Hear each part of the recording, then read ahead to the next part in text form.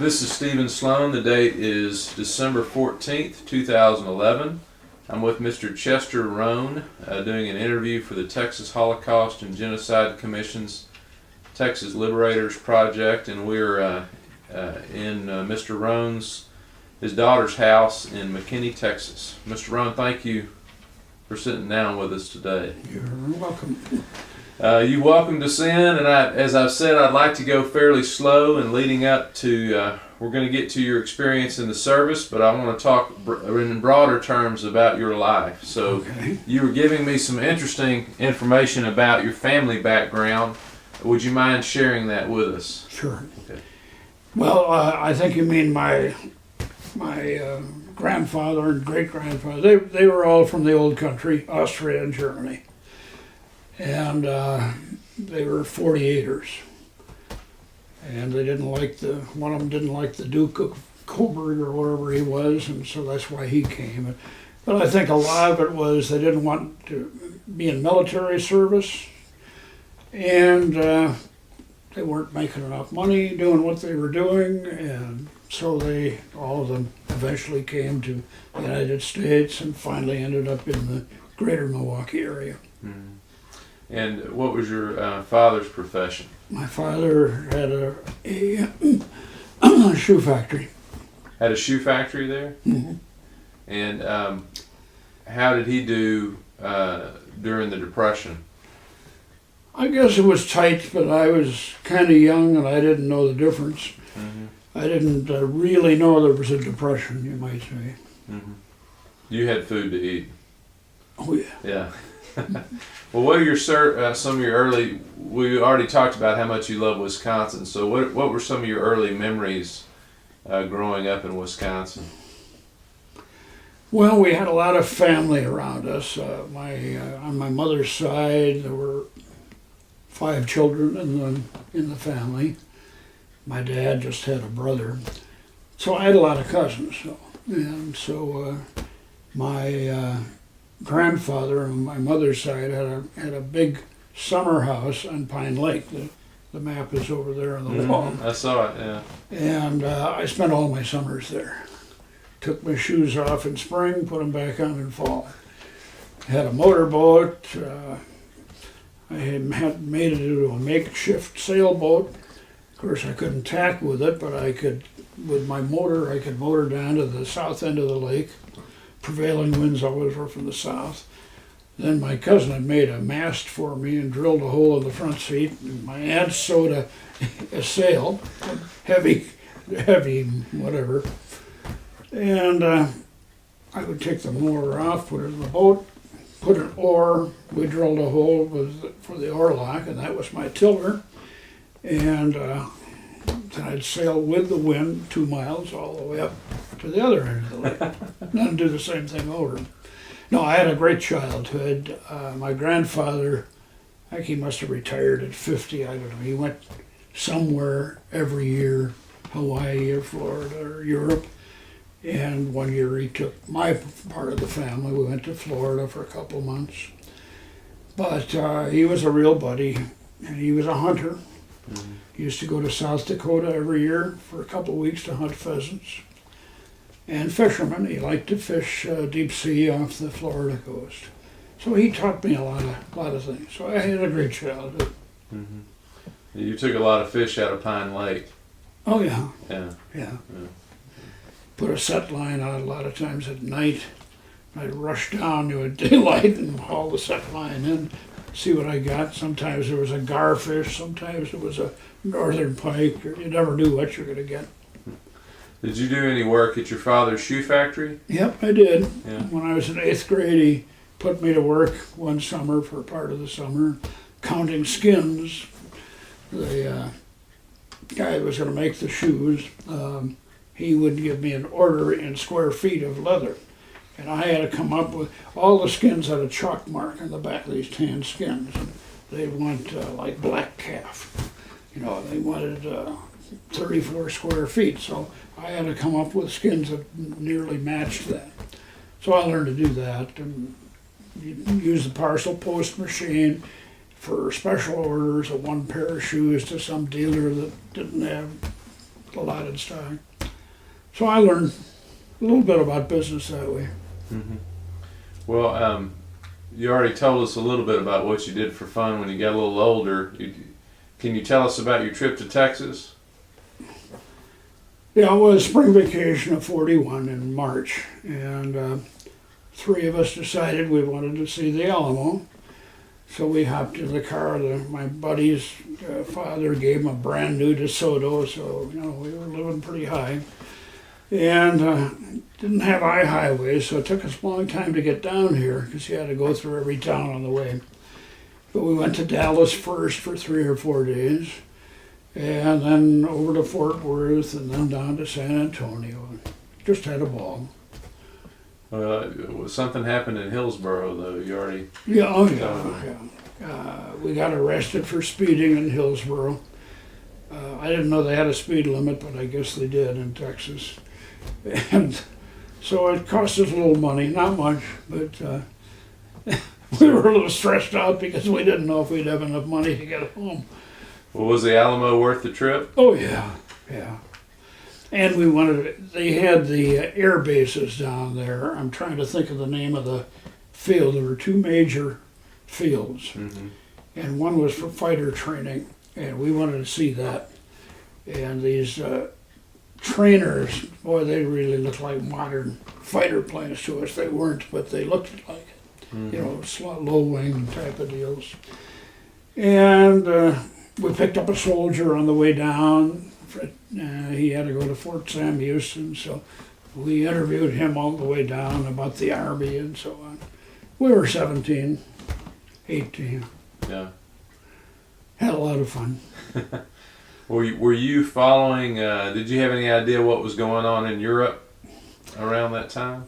Yeah, to some extent, but in fact, I even heard one of Hitler's speeches in German they put on the radio. But it didn't make that much impression. Roosevelt said we're not going to war, so we believe him. Yeah. But the war really didn't affect us. We were just coming out of the Depression. I think the war was responsible because all of our, we were part of the Rust Belt up there, all the heavy machinery. And Alice Chalmers, A.O. Smith, all these big companies were really producing for England. Mm-hmm. So we knew that was going on, but the war was a long way away. There's no television. Whatever you knew, you got from the newspaper or radio. And the war made some impression on us, but not that much. Yeah. It did later on. Well, I know in December of 41 that changed. That changed. Yeah. I was in college by that time. Yeah. Yeah. Yeah.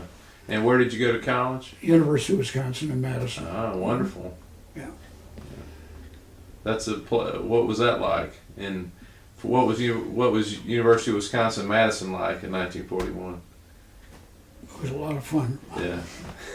Yeah, I got into, I joined a fraternity and I was kind of a party boy. And I was in chemical engineering, if you can imagine. So what made you interested in chemical engineering? I wasn't. My dad said to me, what do you think you'd like to take? And I said, I don't know. So he said, engineering's a pretty good field. And I'd had a lot of math and science in high school. But, so I said, that sounds good to me. So I started off 21 credits as a freshman. And it was way over my head. But now the war is starting to come on. And of course, every day, every weekend, there was a party for somebody who was leaving for the service. Mm-hmm. And I got to the end of my first semester of my sophomore year.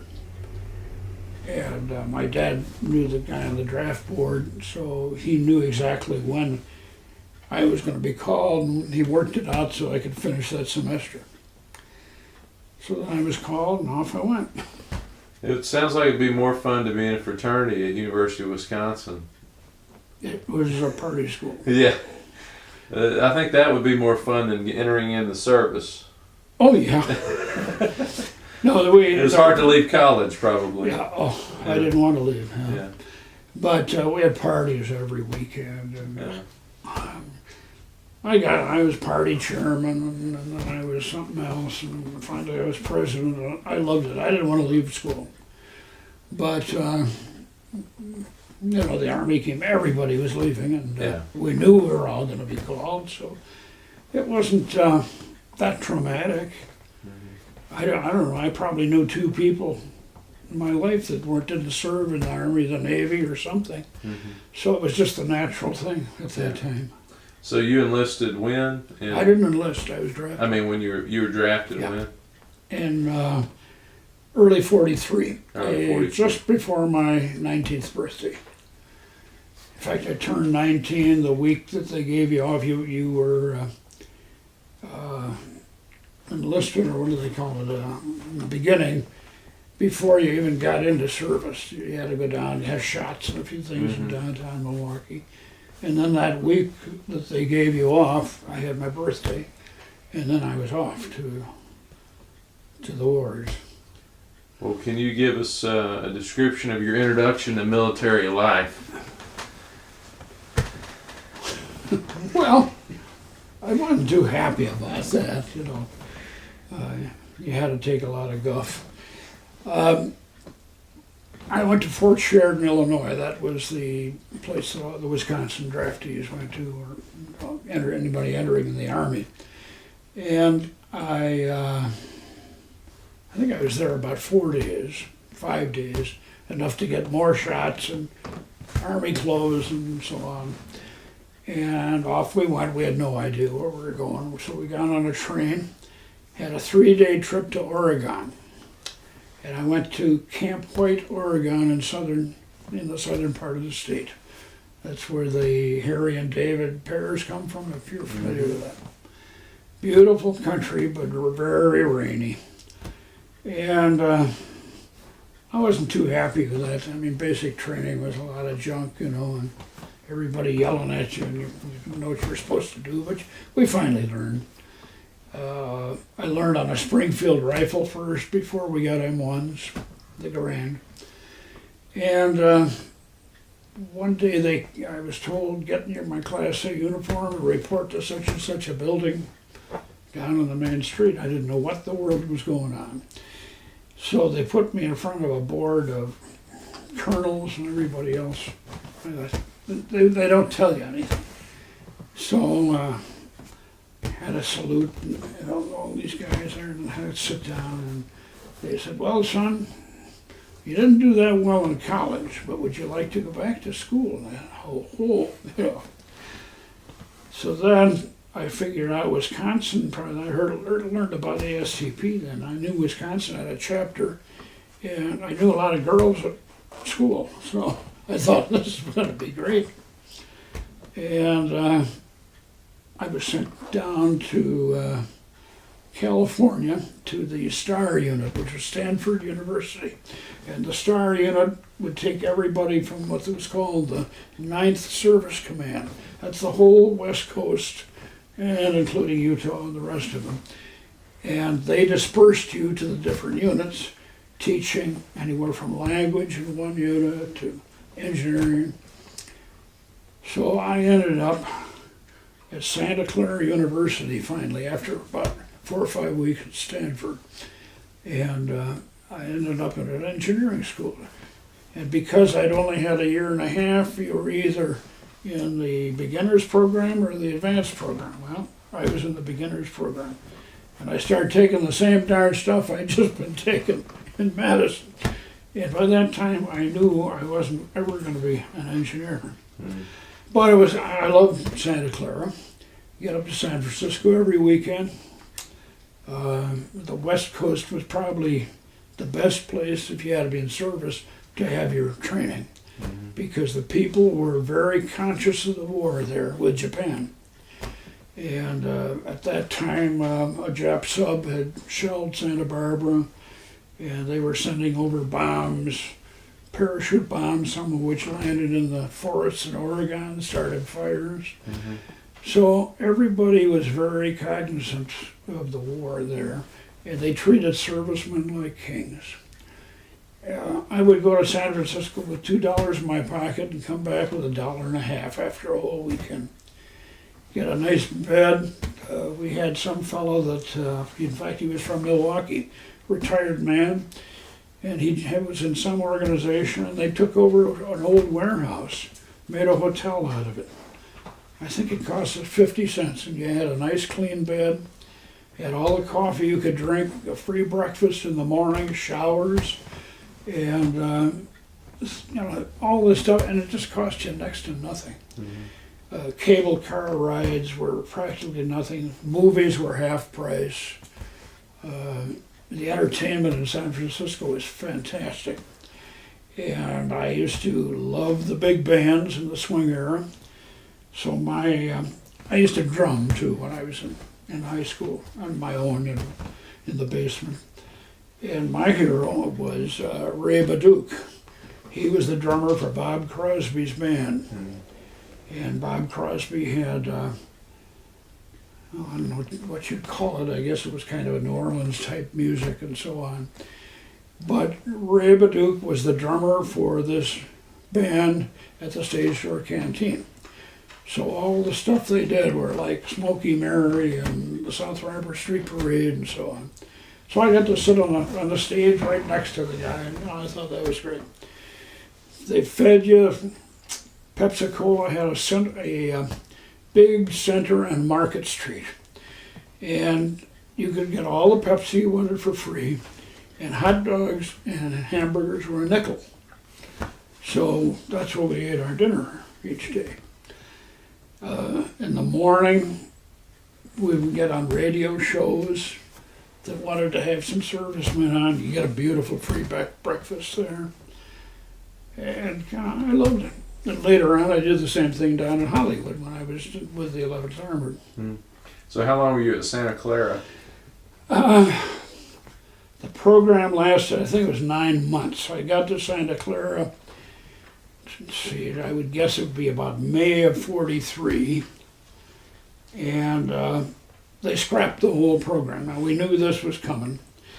So we thought, we don't want to end up in the infantry, my buddies and I. So we went up, we got permission to go back up to San Francisco and take the physical for the Air Corps.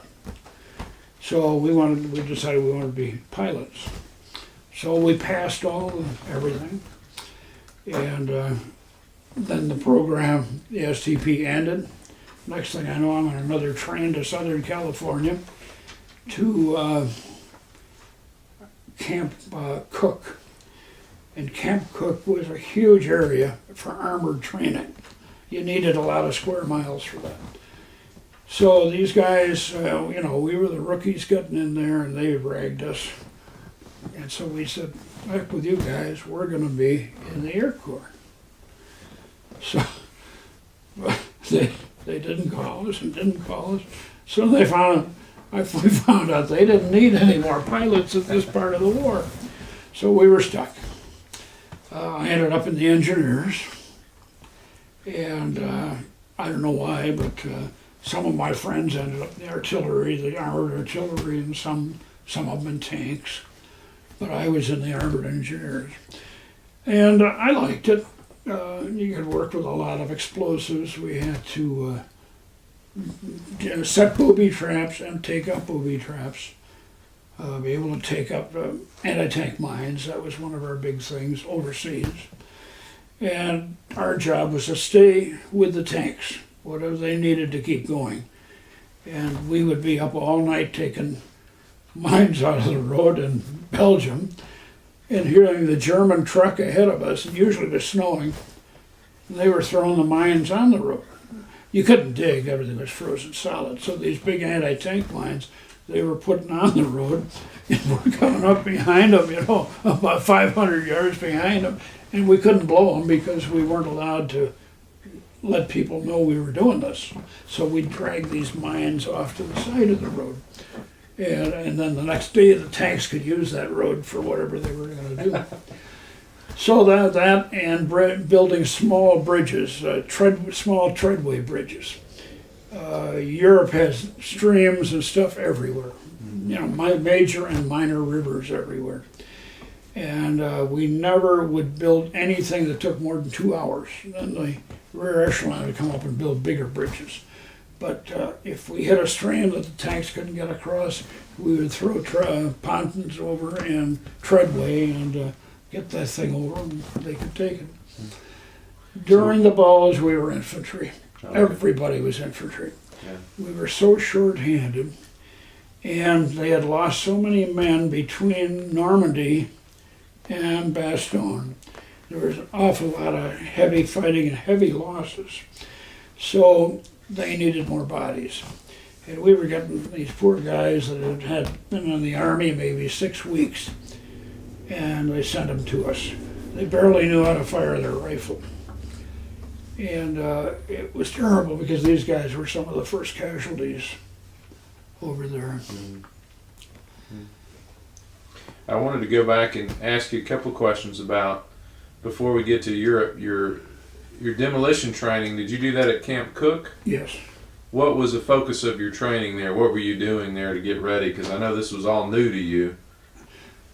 Well, we had to be able to work with a lot of explosives. Now, we had dynamite, which is not a military explosive, but they use that for training.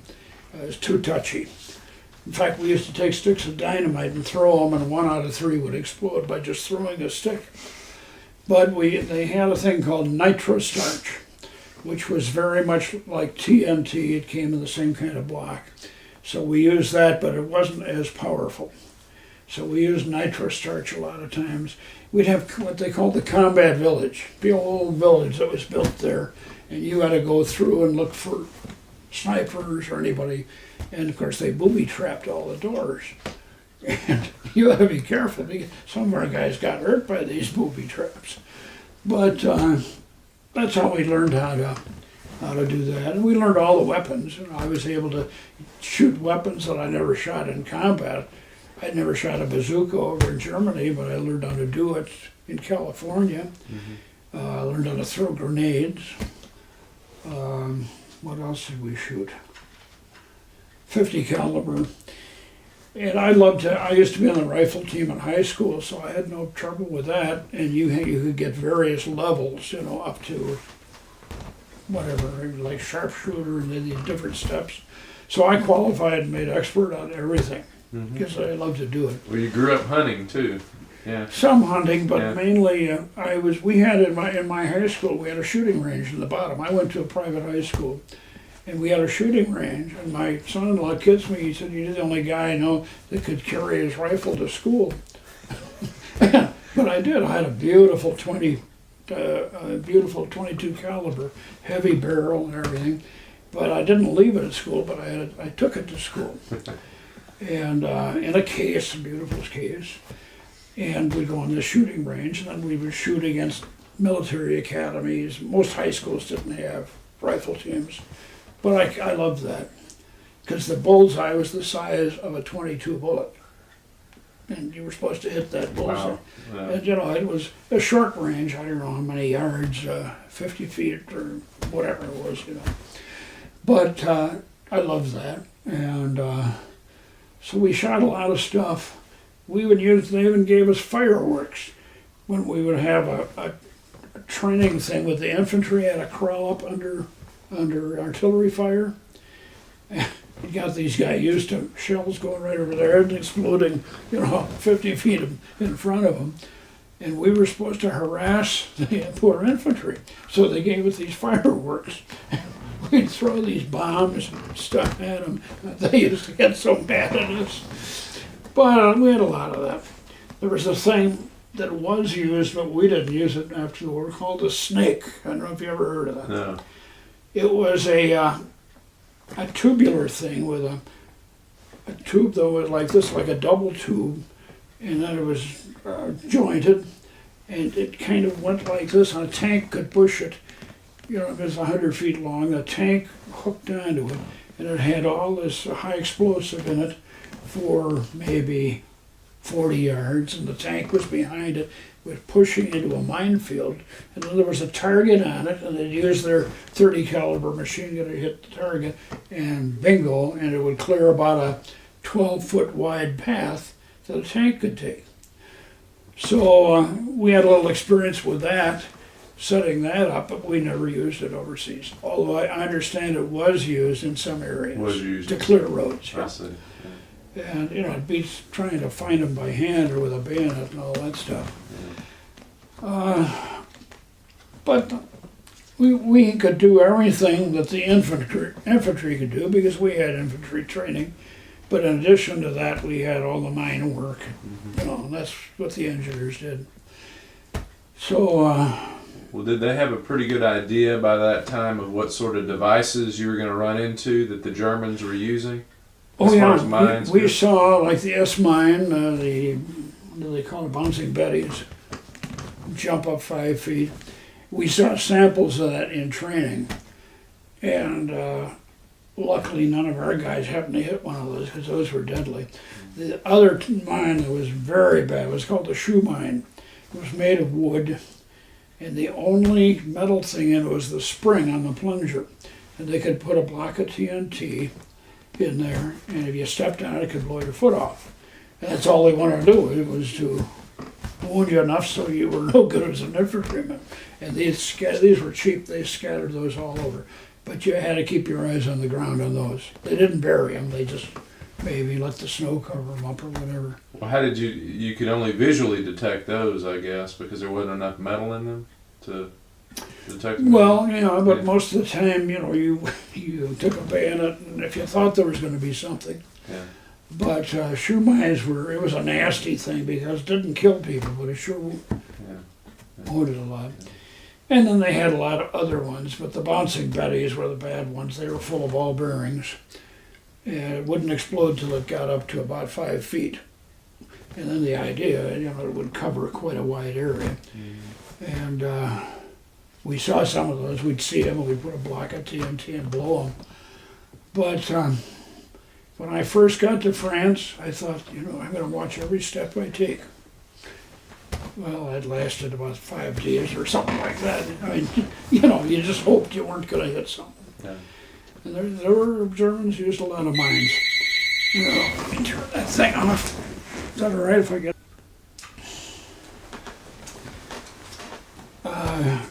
hand grenades, we threw those in training. The only time we threw them in Germany, you know, we went trout fishing. We'd go along these streams and we'd line up and say 1, 2, 3, and these were fairly deep streams, and we'd throw these things in. These fish would come circling, you know. We gave them to the villagers. We had no way we could cook fish anyway. But there were a lot of trout streams. So, but the weapons training, the M1s, the carbines, 50 caliber was good. Everybody knew how to shoot all those. Because, you know, your gunner, one of your gunners could be wounded, so somebody could step in, they knew how to do it. And I liked my machine gun. It was outdated. It was a 1903 or whatever model, with a big water jacket on it. Later on, they had the same thing, but with just a heavier barrel that wouldn't freeze up. But it had the same mechanism in it. But I never put water in mine. How could I? I was on a half track. Where are you going to put the water, you know? So you learn how to shoot the thing dry, and you never did more than about 5 shots, and then you let go of the trigger on about 5 shots. Otherwise, the barrel would freeze up, and you couldn't shoot it anymore. So that was what I shot most. I don't think I ever shot at any Germans with my rifle. We had to carry a rifle to it. But luckily, once the bulge was over, then we were on tracks. Before that, we walked. Yeah. And sometimes for miles, you couldn't have vehicles in the bulge. There wasn't room to run them, and a lot of our work was at night. And then during the day, we'd be infantry because we were short-handed, so they just going to say, you just platoon take this sector. You sat in a foxhole. It froze. Well, before we get to Europe, I want to go back and just ask you if there's some stories or memories that stand out to you from your basic training in Oregon. Not too much. I didn't really have full basic training because I got picked for ASTP. I mean, a lot of hikes. There was a mountain there, and every day you had to go up the mountain and down the mountain. And learning how to shoot Army rifles and so on, carbines. Nothing really special. Okay. When did you get word that you were going to be deployed to Europe? Well, I don't think we ever got word. I mean, you knew you were going, but you didn't know the date. And so the summer of '44, thank God I missed the invasion. But we were doing a lot of maneuvers into California. It was all desert there. It was where Vandenberg Air Force Base now is, where they shot all the missiles. That was Camp Cook.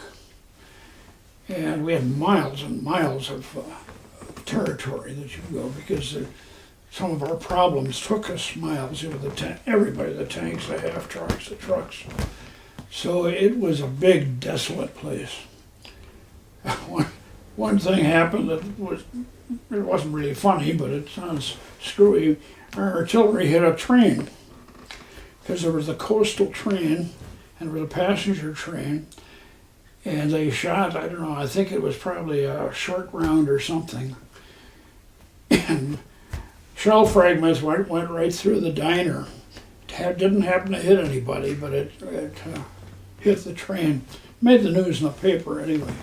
So we were shelling our own trains. But we had a lot of, they would always have a problem. And you go out and here's today's problem, and here's what you're going to do. We'd build a bridge, or we'd charge a pillbox or whatever, Learn to use like Bangalore torpedoes, if you ever heard of those. It's like a big stick charge. Never used it in combat, even though we bypassed, as a armor division, we bypassed a lot of trouble. We used to go 50 miles a day in Germany. Wow. With the whole division. And so we didn't fight in towns. We learned to fight in towns. That's what the combat village was, so you could put second story and get out snipers. But we never did anything. We were in a little town, but not city fighting. We didn't do any city fighting. We would bypass it because we were supposed to be 40 miles down, by nightfall. So I didn't mind that part. I liked the war got to be almost pleasant. We were attacked by planes, of course. And that's most of the shooting that I did was at planes. Occasionally German infantry, but most of it was ME-109s or Focke-Wulf 190s. They'd come from behind you, and we had columns that were 10, 12 miles long, and that'd be only one combat command. And another one would be taking a parallel road 4 or 5 miles away. So the Germans used to try to hit our columns just as we did theirs. And I didn't like that too much. But we never got blown up. Well, we had talked about, I think before we started recording, you were a rear gunner on a half track? Yeah. Yeah. We had a 50 caliber ring mount on the front and a post mount on the back. I could swing the gun, but it was on a post. But that was 30 caliber. So we had in the column, there was a lot of firepower. Even the trucks had ring mounts on the passenger side of the cab. So even a truck would have, most of them had a 50 caliber. And of course the tanks and the rest of it.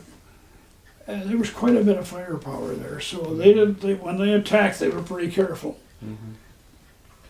What was it like to operate one of those 30 caliber guns? It was very easy. Yeah.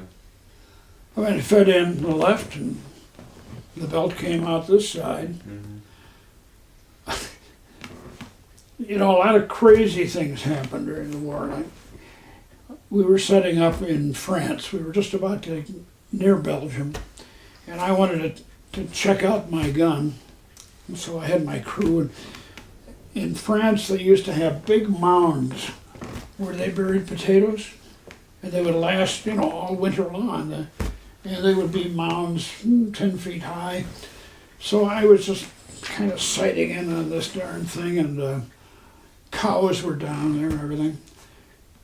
And in a machine gun, there are two ways to load it. You do it this way, push the belt in, then you pull it back and let it go. That pulls the shell out, but doesn't put it in the chamber. Then you pull it a second time. So at first it's half loaded.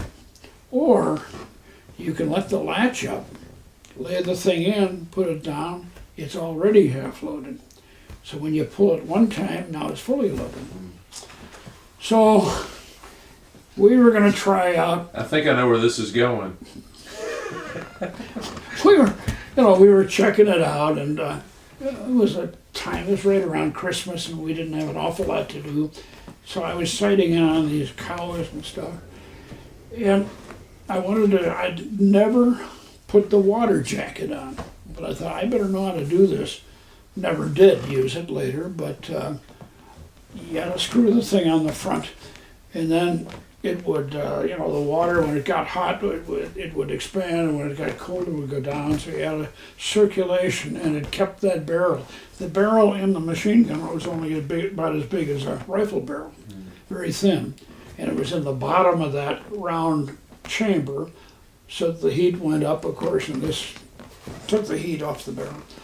So anyway, I was sitting down in front of the gun, trying to get this thing on, and the muzzle of the thing's right there. And one of the guys, he's sighting it, while I'm doing that and that kind of stuff. And I didn't think anything about it, so I got that thing on, and I went back, and for some reason I pulled the trigger and the darn thing went off. I thought it was half loaded. And I was sitting there with that thing fully loaded, and if this kid had pulled the trigger, that would have been the last of me. But stuff like that happened. There were a lot of accidents in the war. Yeah. Awful lot of accidents. Guys would get caught between two vehicles and legs crushed. There was a lot of that. It wasn't all gunshot wounds. And we had all kinds of crazy things happen. I got it, which I'll give you if you want it. A little girl across the street, she was in 8th grade. She had an assignment to interview an old duffer. So she thought of me. She came and she said, Opie, and they called me Opie, and could I interview you? I have to do this for school. I said, sure, come on. We spent the whole afternoon. And I'm trying to think, what can I tell her that an 8th grade girl should know? You don't want to go into horror stories.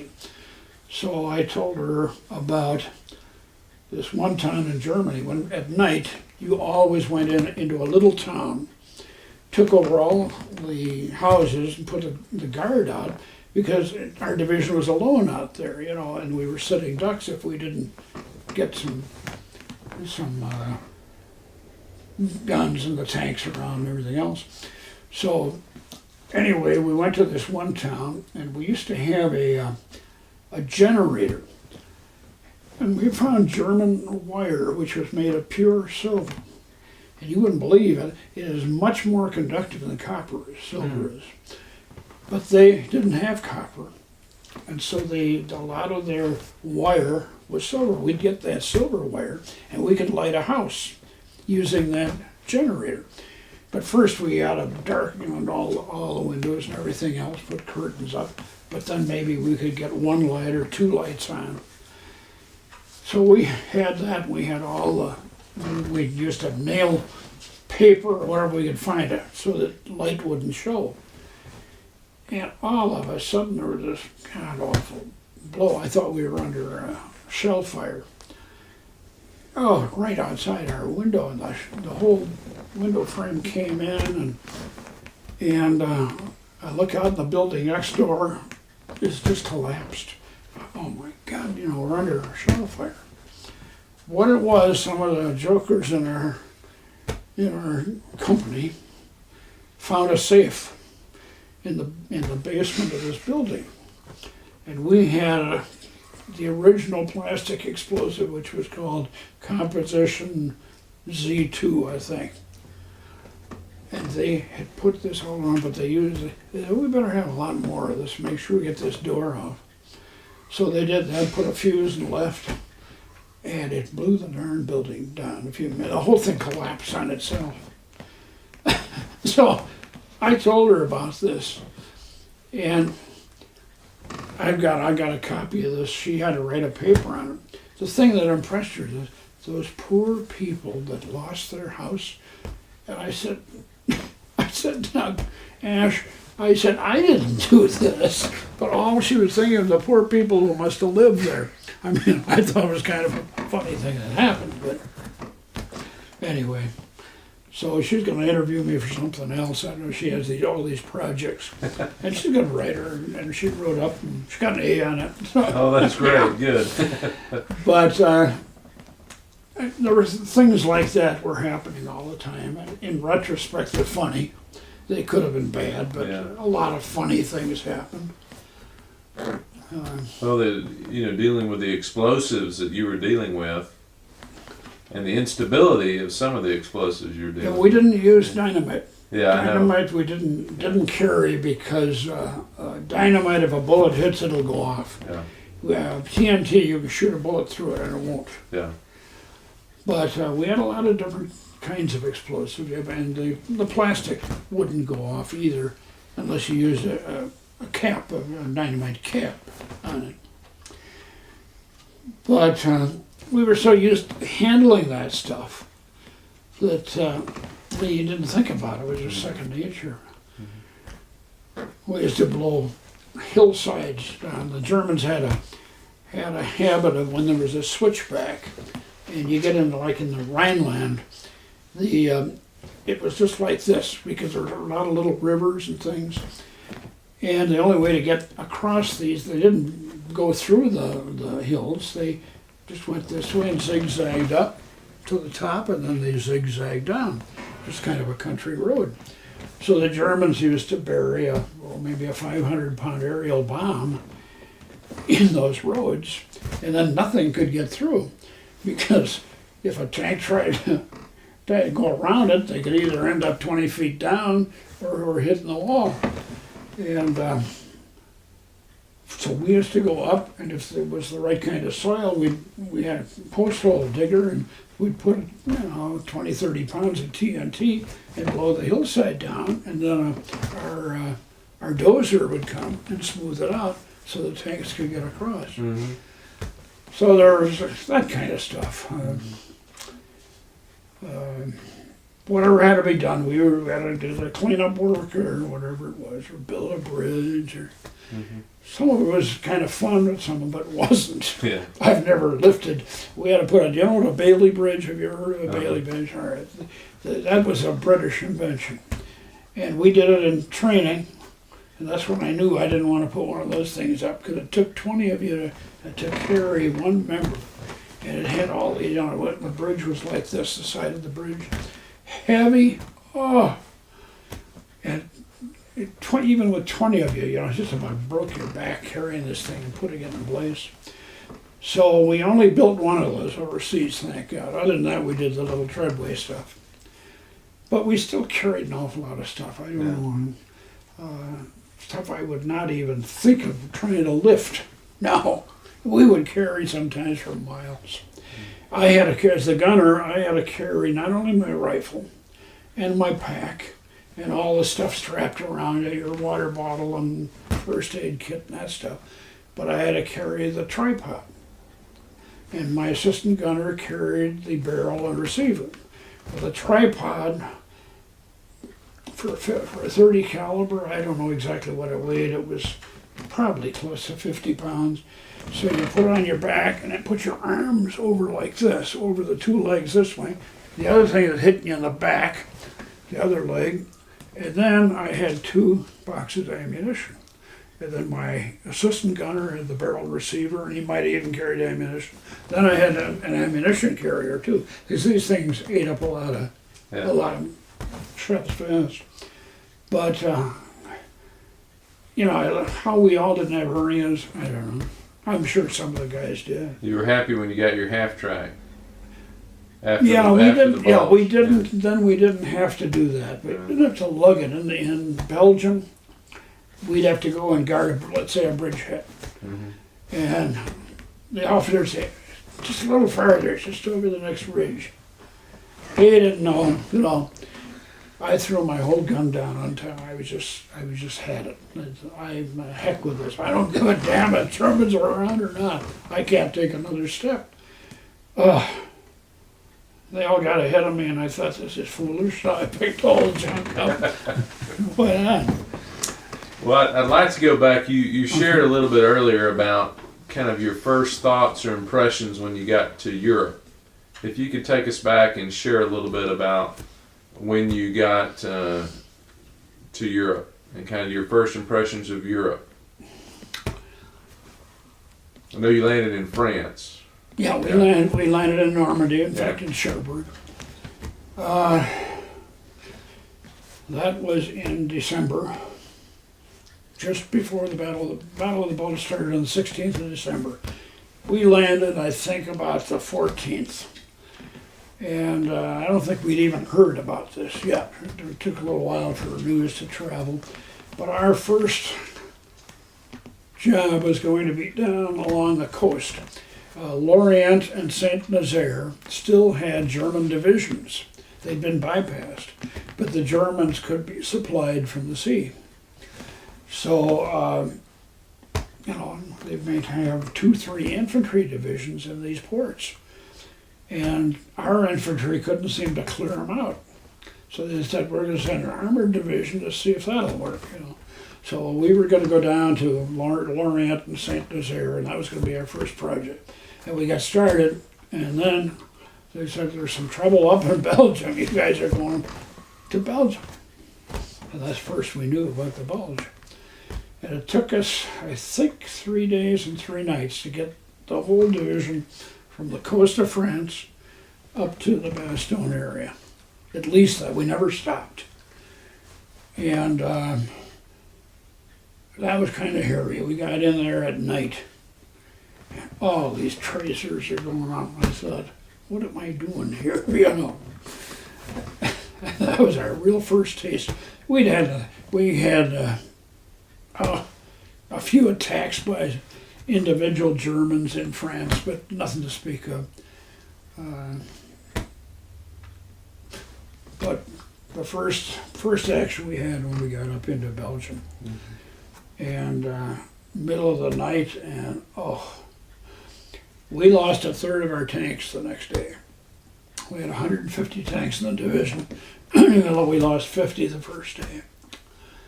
And Ted Hartman was one of the guys, and he was a tank driver.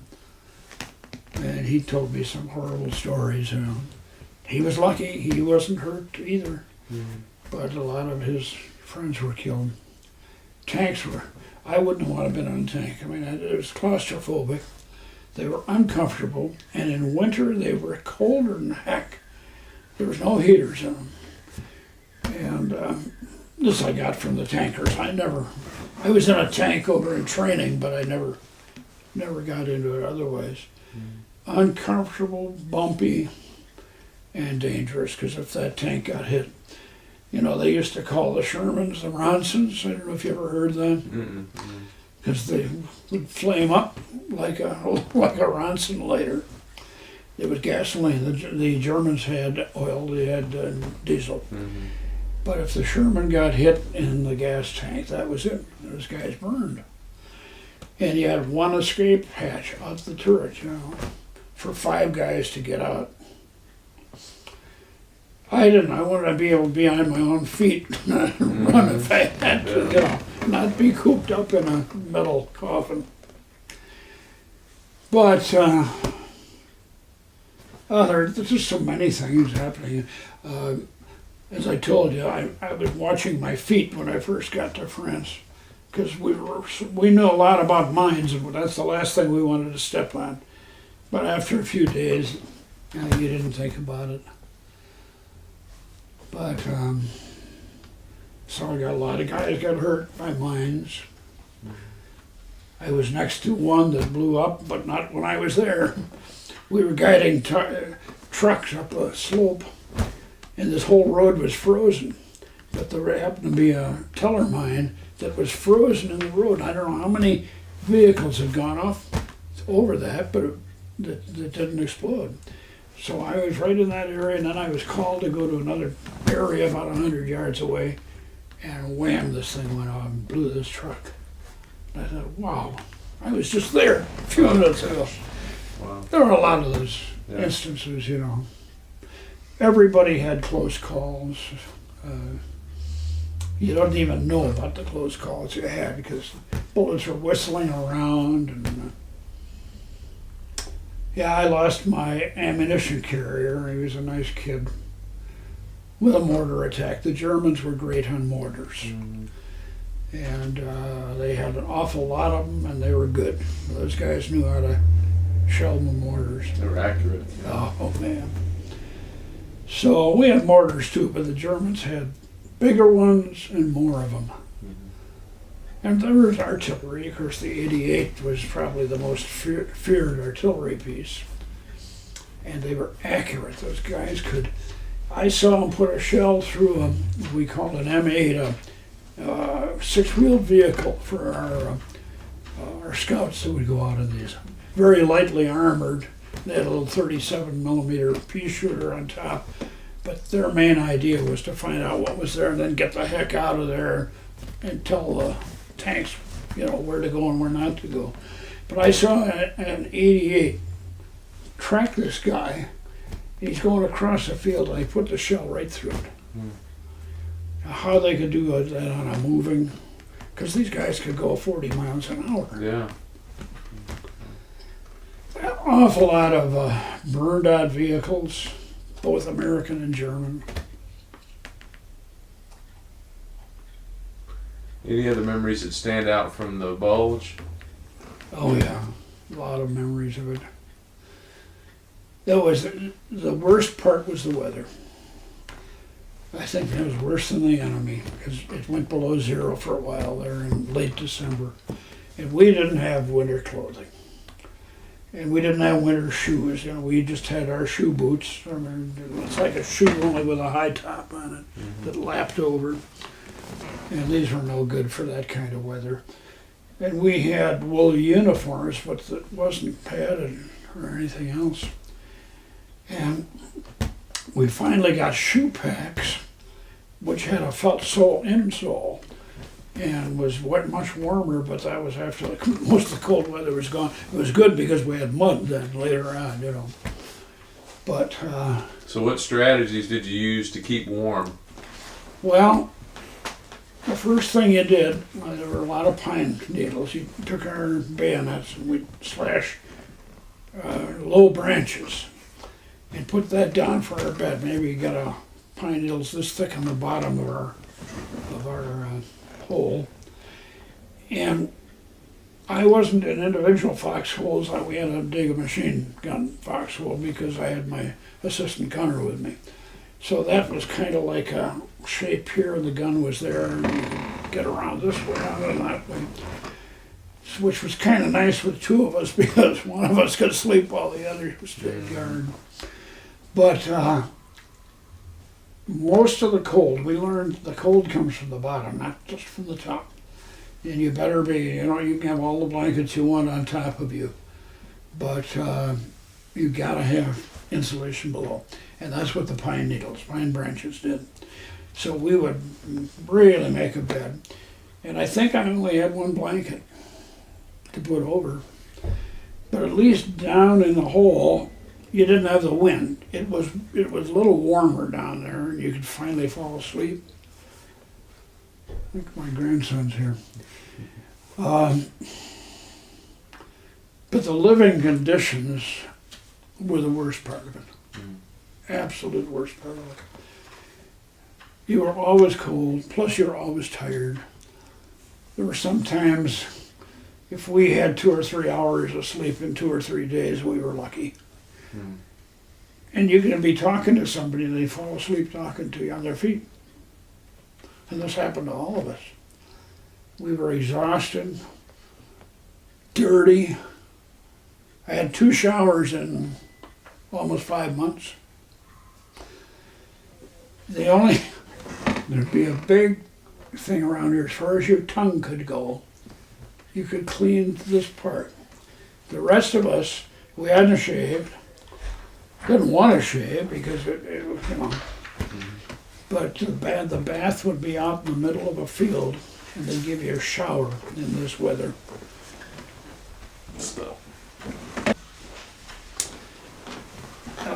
In Belgium, as I said, it was 0, sometimes or below. I don't know how cold, but ice everywhere, snow everywhere. And they said, all right, you guys, you're going to get a shower today. We thought, oh, great.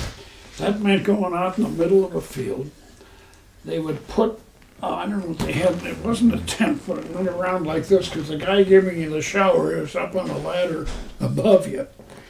And you had, they gave you 30 seconds, I think, to soap up, and another 30 seconds to dry. And here you are stark naked, and just this canvas around here. And then you gotta get outside and dry. Oh my gosh. Sounds refreshing. But it did knock a lot of layers of dirt off. And the other one I got was in Worms near the Rhine River. We took over a house, and of all things, they had a water heater, a coal-fired water heater, and we were able to get coal, put it in, and heat that up, and we could each take a bath. And over the next 10 hours, our whole squad, oh man, and that was great. Yeah. But other than that, we were dirty. The filth, is you're just caked with dirt. But so is everybody else, Oh. And why we didn't get more, I did get dysentery over there, by the way, and I was stuck in a German blockhouse for about 3 or 4 days, and I've never been so darn sick in my life. But why we didn't have more people get that, and it was from drinking water out of a stream. There probably was a dead horse 10 yards up the stream or something. So the living conditions to me were the worst part of the war. Mm-hmm. And then they gave us mittens. First they gave us nothing. We had, I don't know, some little thin thing. But this was a big leather thing. 3 fingers went here, and then they had a finger hole for here, and a thumb hole here. There was only problem was they didn't get together with the rifle manufacturers to figure out your trigger finger could not go in the trigger housing of a rifle. So when we're out on patrol at night, it was kind of spooky, and I was not going to not be able to fire if I had to. You'd see a tree and you'd swear it was moving or something like that. Walking on, we were silent, no noise. We even took the stacking swivels off our rifles because they would clank. So anyway, here you are. My left hand was fine. I kept that big mitten on. This was a like sheepskin type of thing. It was great, but I didn't dare have this out. So the other mitten was in a pocket, and my hand just froze with it. But our clothes were not made for that kind of weather. Now, we weren't as bad off as the Germans in Stalingrad or anything like that, but we sure didn't have real winter gear ever. I don't know what the thinking is, before they crank up and can get the stuff, the season's over. Mm-hmm. So that was the worst part, and trench foot. You had to keep taking your shoes off and massaging your feet. Your feet were always wet later on when the thaws came in. Always wet, because it went right through these boots. So it's just uncomfortable. Mm-hmm. And that's one thing doing that for a day or two, but when you do it day after day after day, you think, is this ever going to change? So that was the bad part of the winter for all of us. Well, I've talked to some servicemen that talked about how low morale got in the bulge. Yes, and I was surprised. Now, I watched the different history channels. I was surprised at the amount of desertions. And I only learned this in the last couple of years. I never heard, I know of one guy in our company, or our battalion, I guess, that left, and everybody thought he deserted, but most of us thought he was kind of nuts. He went on. We captured this guy 2 months later, and he came in surrendering with some Germans out of the forest. But we captured him way far away. I don't think the guy even know who he was. But other than that, I don't know. Anybody that taught desertion, wanted to desert, it was just the opposite. You didn't want to get away from your buddies, because everybody had a buddy that, you know, you had somebody watching your back. And we were awfully close. Plus the fact I've been with my best one buddies were in ASCP with me, in my squad. I had 5 of them, which was unusual that 5 would end up in one squad of 10 men. But these were the guys that I went on pass with, I played golf with, I went to Hollywood and all that stuff. So I just didn't know some things I'm learning now on History Channel. Yeah. And the other thing were the atrocities that happened. Some of this guy, and Piper, the guy that led the bulge, if you maybe, Joachim Piper, it was his group. He didn't do it, but one of his officers just lined guys up. And one man was telling this story, just shot his whole squad in the back of the head. So I learned a lot of things. If I knew then, I would have been really scared. It's a good thing you didn't know. I didn't know a lot of these things at all. And you never felt you were going to get hit. At least I didn't. And I think most of the guys felt that way. It was always going to be somebody else. And yet we saw guys getting hit every day. And you're afraid, but not to the point where you ever thought of walking off. But I guess it was quite a problem. They said Paris was full of American GIs that had deserted. And Eisenhower finally had this guy shot. I don't know if you know that story. I forgot what the man's name was. Slovak, something like that, yeah. They made a movie of it. But he did it. He said, I don't want to do this, but I've got to make sure the Army knows you can't do this. But nobody that I knew in my company or battalion was talking or even thinking of going away. You wanted to stay with your own friends. We didn't want to. Guys that, when I had dysentery, they wanted to send me back to a base hospital. I said, I'm not leaving. I went because I knew what had happened. They'd steal all my souvenirs, and you'd get sent to a Rebel Depot, which was like Camp Lucky Strike or something, and you'd end up you'd have no idea. You'd never end up with your own outfit. So sick as you were or hurt, you just didn't want to go back. You stayed there. Yeah. Oh, yeah. So, well, this is a good point to talk about some of your souvenirs. You were showing us before we started recording your rifle that you've got. Can you talk a little bit about the souvenirs that you got while you were there?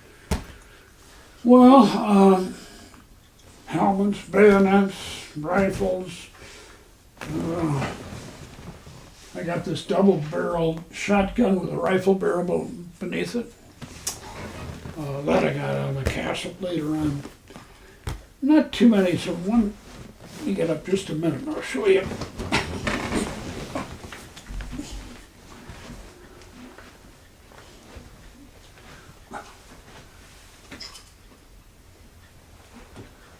At the end of the bulge, I found this. This is a German thing. In fact, it's still got the old swastika here.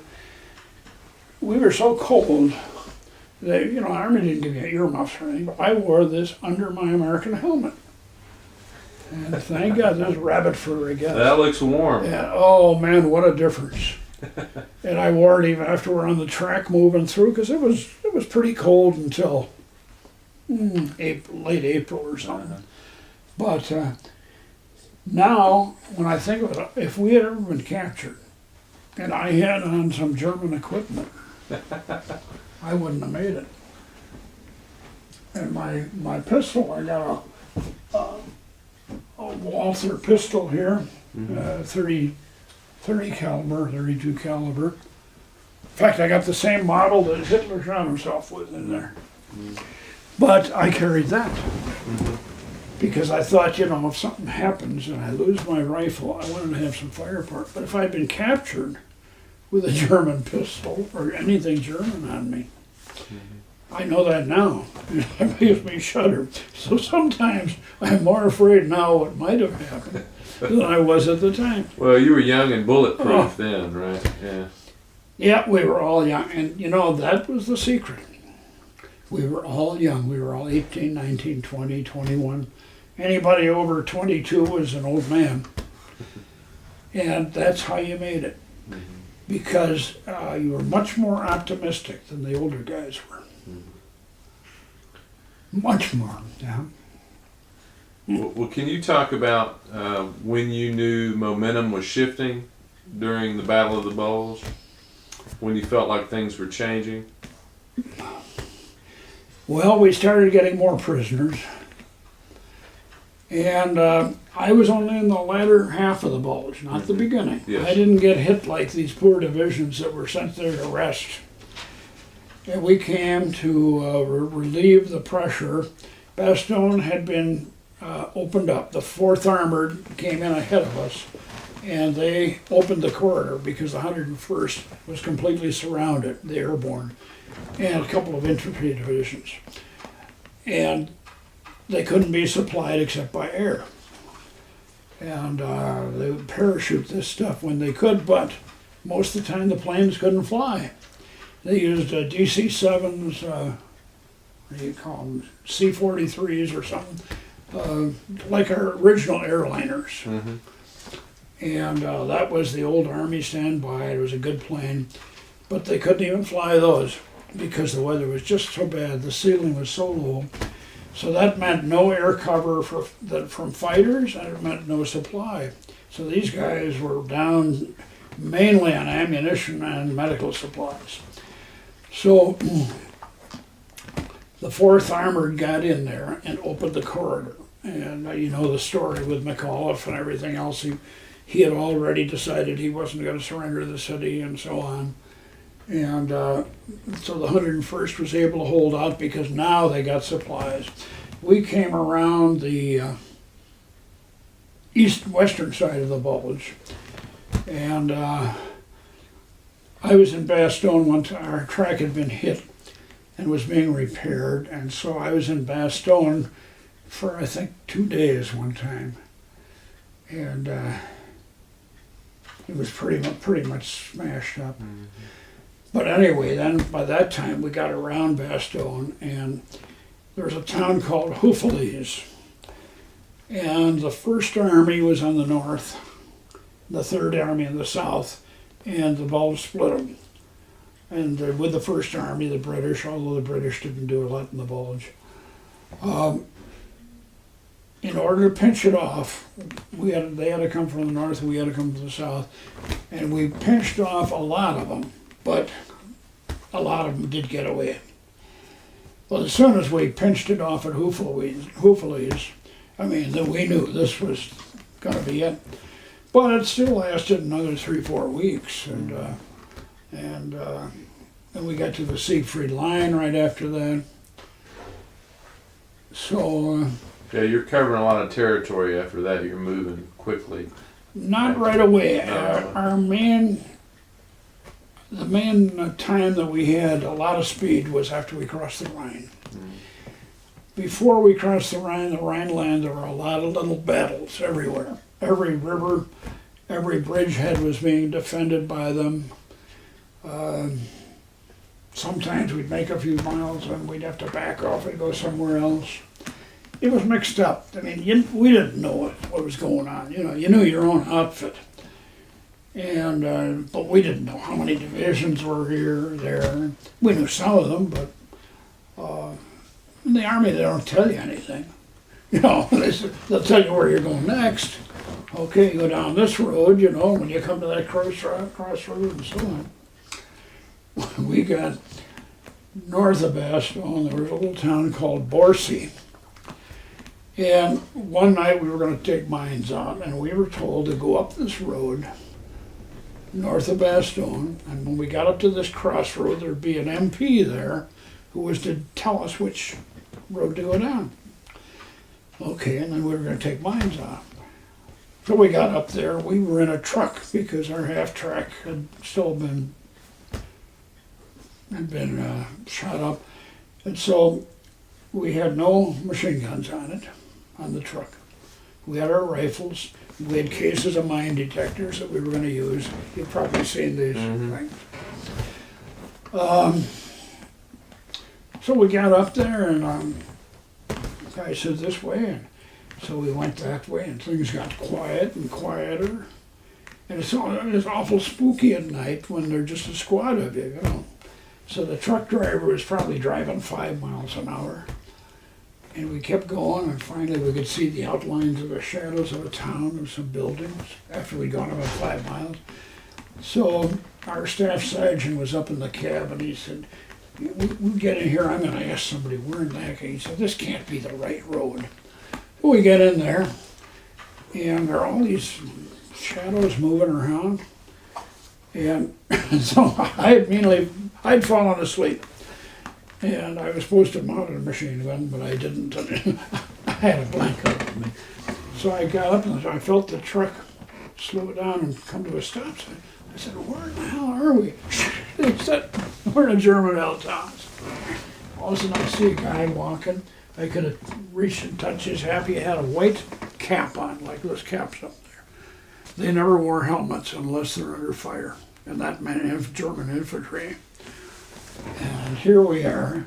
And there's all this motion, and then we looked, and way beyond the back end of the town was on fire. And oh my God. And then we had to back around, and the driver back and forth. But the sergeant had gotten out and walked up to a guy to ask directions of a German soldier. So by this time, we're all wide awake now.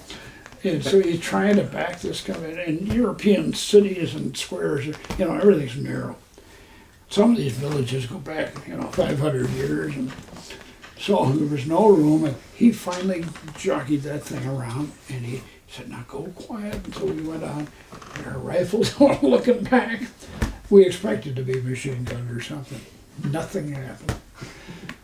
Nothing happened. And then we said, well, now we got to get back into our own lines. Does everybody know what the password is? We said, what was it? Oh yeah, okay, that's right. And so we said to the driver, when you hear anybody halt, I say, halt, you better halt. He said, don't worry. And so we come up and we see these two shadows, tanks, and some guy yells, halt! And he just jams on the brake. We all gave the password at the same time. And our tank said, where are you coming from? You're not supposed to be down there. That's German territory. I mean, these kind of things happen. Nothing happened. And when we talked about it later, it was funny. At the time, it wasn't. It's anything but funny, yeah. Oh, God. So you were doing a lot of small bridge construction, I guess, as you're moving? Not a lot. Not a lot? Not a lot. No, probably 5 or 6 small bridges.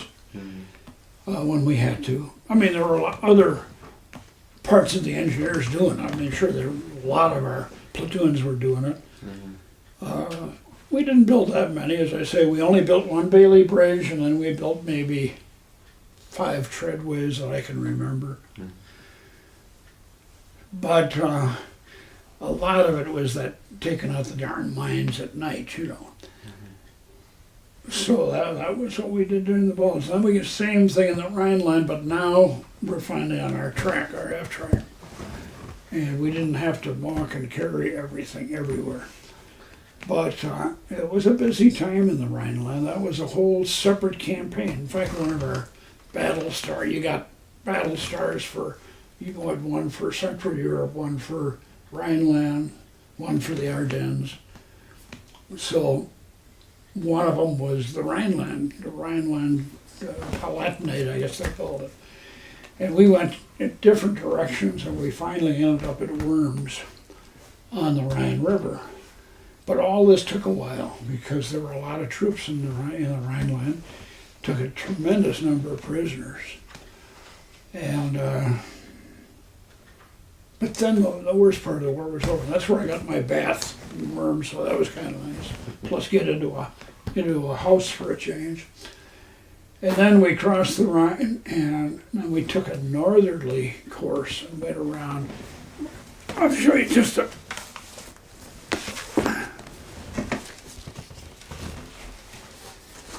This is our route. The red line Okay. is our whole route from England Mm-hmm. all the way through. Okay. And Bastogne would be, I don't know, somewhere around in here. And so we went up here to Brole and Zalamelis and all this. And there was activity, but now we're starting to make miles. And here we were going, I don't know, this must be 300 miles. So we'd go over sometimes 50 miles, not every day. Mm-hmm. But, which is a lot when you think of Oh yeah. all the tanks and all the, here's Mally's grandfather right here. And he was this was one of our commanders Oh okay. at one time, but he was a permanent colonel in the Coast Artillery. There's no such thing anymore. Yeah. But for Colonel Turley was there, so anyway. So anyway, this kind of stuff happened.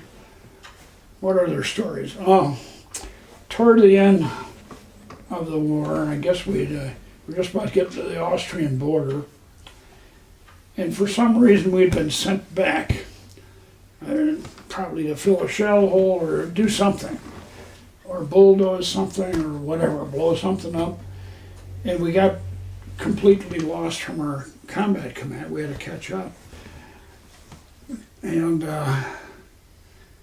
all of a sudden out of the woods, so here we have our 3 half-tracks for the platoon and a peep. We call jeeps, whatever people call jeeps. In the armor division, they're called peeps. Anyway, just the 4 vehicles going along, and all of a sudden, out on the highway steps this whole formation of soldiers. And they were Hungarians, and they wanted to surrender. And we said, well, you're going to have to follow us because we're looking for our combat command. And they had been impressed by the Germans. Mm-hmm. Surrender. Now they lost all their infrastructure. They didn't have any food. They had nothing. And I don't know how big. It was probably a regiment of Hungarians. And all they wanted to do was get something to eat, surrender, and get out of this war. So anyway, we didn't get up to our combat command that night, so we found a couple of barns, and then we slept right with them in this barn, and off we went. We finally found the MPs to turn them over to. There's nothing we can do with all the prisoners. Another time we were assigned to guard the end of the column. The columns were what they called combat commands. Mm-hmm. In the armored division, you had a CCA, CCB, and CCR, meaning reserve. And we would go from one to another, wherever they needed you. The engineer battalion was much smaller than the other battalions, but they didn't need as many of us. So today we're going to be on this column. So they said, you guys are going to be assigned the rear of this column. They're mainly ambulances, food trucks, stuff like that, bridge trucks. And we had to guard the back end of the column in case of air attack or whatever. So all of a sudden we're going along with it. It's a beautiful day, and the whole column comes to a stop, and all of a sudden traffic starts coming back the other way. We said, what's going on? Some of these guys yelled, there's a Tiger tank up ahead. Well, turned out there was no tank, but we had our lieutenant says, this is our responsibility. We have to go back, get these guys, and get them back in column. It's our responsibility. So one of the trucks was a Bailey Bridge truck, and these things were huge, long things. And we got up to where they had all run, and the truck wasn't there. So it was our job to find that darn truck. So we questioned some civilians. They said, oh yeah, some German soldiers got in it. And they went down this little country road. So we thought, oh man. So the lieutenant said, we got to get that truck. Okay. So we had the lieutenant's peep in our 3 tracks, and we're going down this country road, and, probably 5 miles. We finally get to a little town, and we went in the square, and there's our truck. But no soldiers around it, and it looked all right, so we rounded up the civilians in the square, lined them all against the buildings, lined our guns on. We said, where are these soldiers? Well, they finally said, well, yeah, they're in the different houses and buildings here.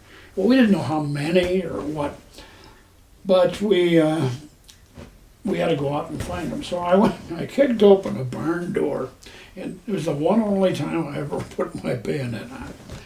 I kicked open the barn door, and here's a girl milking a cow. Well, she screamed, and I just about dropped my rifle. I mean, it was a comedy. And the other guys, finally, these German soldiers started coming out of the houses with their arms up. And we got about 60 or 80 of them. Oh my gosh. Wow. And what are we going to do with them? So, and then all the townspeople, I don't know if they must have been from the same town or something, but they knew all these town people. So these people, women started running and packaging sandwiches for them to take to prison camp. And it was like, as I said in one of the magazines, I wrote an article where it was like sending your kids off to camp. And so we piled these guys into the track. I couldn't even get into the track. They're right behind my loaded machine gun. I'm standing in the mine racks on the side holding on. We put them on the Bailey Bridge truck. We used every square inch because we had to get these guys back to a major highway and hopefully find some MPs to get rid of them because we had to get our combat command. Well, everything was fine. These guys only wanted to get out of the war. It was getting toward the end. And by now it's starting to get dark. And Lieutenant had a map, which I'm sure wasn't very good. We didn't have very good maps. He said, we're going to take this road. I think this is the way we want to go. So now it's getting pitch dark, and I mean dark, one of these moonless nights, So I don't think he was driving more than 10 miles an hour. And so here we are. I was in the rear half track. And we're going along, and all of a sudden I hear yelling from the front. Lieutenant's peep bumped head on into a German staff car coming the other way. The German staff car turned off the road, went down, and turned over down in a little valley. Behind that was a big self-propelled gun. So one of the guys in my squad, he put a grenade down this gun and blew it. And behind that were about 15, 20 trucks. I don't know. It was so dark you could hardly tell. We went off in echelon formation. And being the rear one, I was the farthest one out because we had to get a shot at these guys. By now the Germans are shooting at us. We could see all the rifle flashes. And so our 3 tracks went out, and we had 6 machine guns going on them. So it lasted maybe 5 minutes. In fact, my sergeant, I'm just shooting this thing, that all these flashes. Sergeant said, okay, Ron, that's enough. You got him now. None of our guys got hit. One sergeant got a bullet that creased the top of his shoe, and nobody else were hurt. And now, I don't know what time it is. It must be 10:30, 11 at night. And we still haven't found our combat command. We had, we didn't have a place to sleep or go. So we kept going. And it turned out they weren't too far away because next day, guys said, what were you guys shooting at? These bullets started coming over us. They were down a mile over, but of course these tracers are going there. And we said, well, we ran into some Germans. I said, my God, we thought we were under attack. And this kind of stuff happened all the time, Well, you were talking about I know you speak a little German. Did you talk to any of the prisoners when you had those prisoners with you, the German prisoners? Oh, yeah. Yeah. I had a sergeant. He was a graduate of the University of Stuttgart, real sharp guy. Now, these were all SS prisoners. And I was a little leery about that. I couldn't carry a gun in the prison camp. I had a stash it out. And that didn't bother me, but you know, these were kind of wise guys, and I didn't trust them. But I had no problem with them. We were building mess halls. Our army said soldiers have to have mess halls, you know. In the army, if it says you do it, that's what you do. Well, we had taken over, this was a former German army camp, and we made a prisoner of war camp out of it. And we let all the Wehrmacht guys go. There were so many people, displaced people, and ex-German soldiers, and we didn't want nothing to do with Wehrmacht, but we had to keep all the SS because they're looking for war criminals. So these guys, they were given work.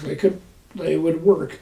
If they worked, they got 2 meals. If they didn't work, they got 1 meal. Now, when I say a meal, they probably got a hunk of black bread and coffee.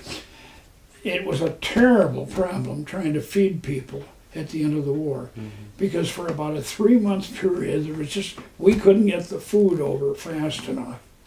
There was nothing in Germany except rutabagas and maybe turnips and potatoes. All the men had been in the army. Most of them are all prisoners or they're dead. The women couldn't plow because all the horses were impressed by the German army. So they had to do everything by hand, and in the countryside, they could raise little gardens. And they could probably raise enough to feed themselves. If they were lucky, they might have had a cow to have some milk or something for the kids. But the people in the cities, all the infrastructure was kaput. There was no electricity, there was no running water, there was just no heat. They had nothing. And no way to get it to them. And a lot of the roads were just blocked, rubble, 20, 30 feet high from all these collapsed buildings. So the people in the cities were actually starving. And it was really bad. But anyway, I would take the prisoners when they were building the mess halls, and I'd tell them what to do, and then they would do it, and I would requisition carpenters, because I said, I don't know a damn thing about building a building or anything like it. But I wanted a guy who knew how to build stairs, that kind of thing, because the mess hall would be here, and the kitchen would be here, and the mess hall that we're joining to it, 100 feet long, would be on a different level. So we had to step inside going up or down. I didn't know first thing on my building steps. But I got carpenters. And I would ask the sergeant, I'd say, now, I want to make sure you get me good carpenters, because I can't do it. He said, oh, don't worry. And we did. We had guys that were, that darn thing. It'll go off just like that. Yeah. Well, anyway, so we built these things, and each mess hall had to have or each kitchen had to have 2 mess halls attached to it. In the German army, they ate in their barracks. They'd go to the kitchen and get all their stuff, meat, potatoes, The American army said no. So, I mean, that's kind of funny, but that's what we had to do. So I learned a little about how to put footers in and level it out and put a floor in. Then we could get pre-made sections of windows, so you didn't have to do that. And roofs we had to do, and we could get the trusses, like this on the roof. Those were already pre-made for us somewhere. There were a lot of little lumber mills out in the country. So I always had a truck, and I'd get a couple of prisoners to do it. You load the truck, and we'd go back. And they knew that if they worked and did a good job, I'd get them some food. Because these guys are always, all they do is, hunger. So I'd go to a farm, and I'd get these turnips that were this size, huge things, or blackbreads. And I couldn't get a lot, but I'd trade cigarettes. That's the way that was money over there then. There was no printed money that was of any value. And so I'd get whatever I could buy, and then these guys could share share, and the sergeant, he was allowed to carry a penknife with a blade about that long, and it was up to him to cut these big turnips into equal shares. I can still see 60, 70 guys looking to see if their portion was going to be big enough. And I asked him, don't you want to take this back and cook it? Oh, no. Destroys whatever the food value. They ate the turnips raw, and the black bread. So now this is what period that you're doing this Oh, work? this is after Iran was running a motorboat. This probably was August. August, yeah, I ran a motorboat in July on that lake. yeah. And It was in Austria, yeah. yeah, Yeah. in fact, there's a picture of me back there on the darn motorboat. So anyway, there were a lot of crazy things, you know. Well, I want to go back before we get too far ahead and talk about the Mauthausen Mauthausen. experience. Yeah. Yeah, Mauthausen, yeah. And so I'd like to know when you began to learn that these sorts of places existed.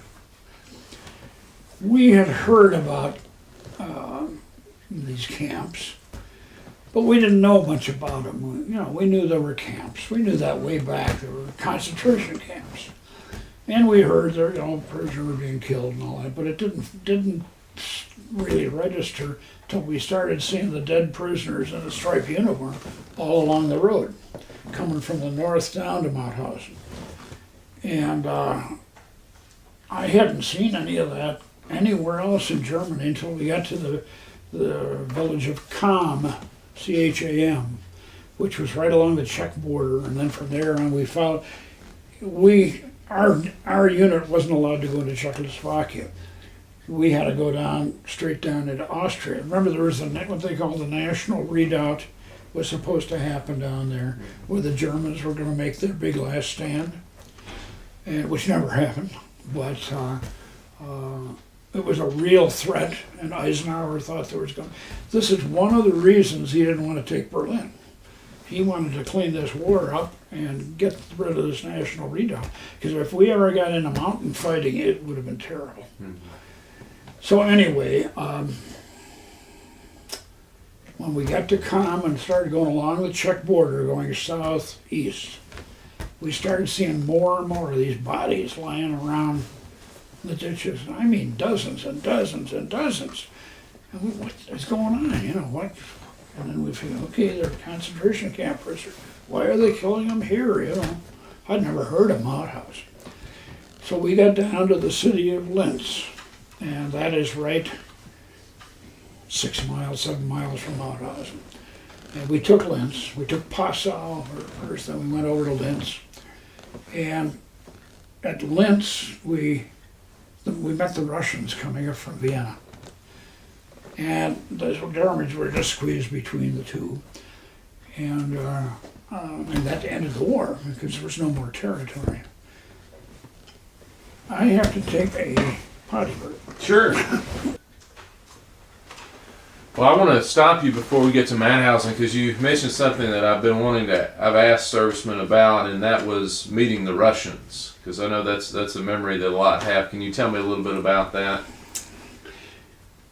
We met some Russians who had been prisoners before the end of the war, and very few Russians could speak English. None of our guys could speak Russian. But I did meet one guy that I think he probably went to college or something. He could speak English. And they came in and came to talk to us out of the woods, and they had been hiding there because they'd escaped from wherever they had been captured. And so we didn't see much of them, but when we got to Linz, a lot of them came in. They came in armored vehicles, they came in hay racks, they came with their wives, some of them. And I wouldn't say we got along with them that well. First of all, we couldn't talk, but these guys were gun happy. And they were taking automatic pistols with one hand, We think, geez, the war's over, you know. Nobody wanted to get killed after the war's over. And they'd want us to drink their vodka. You know, they'd come put the armor on you and take the vodka.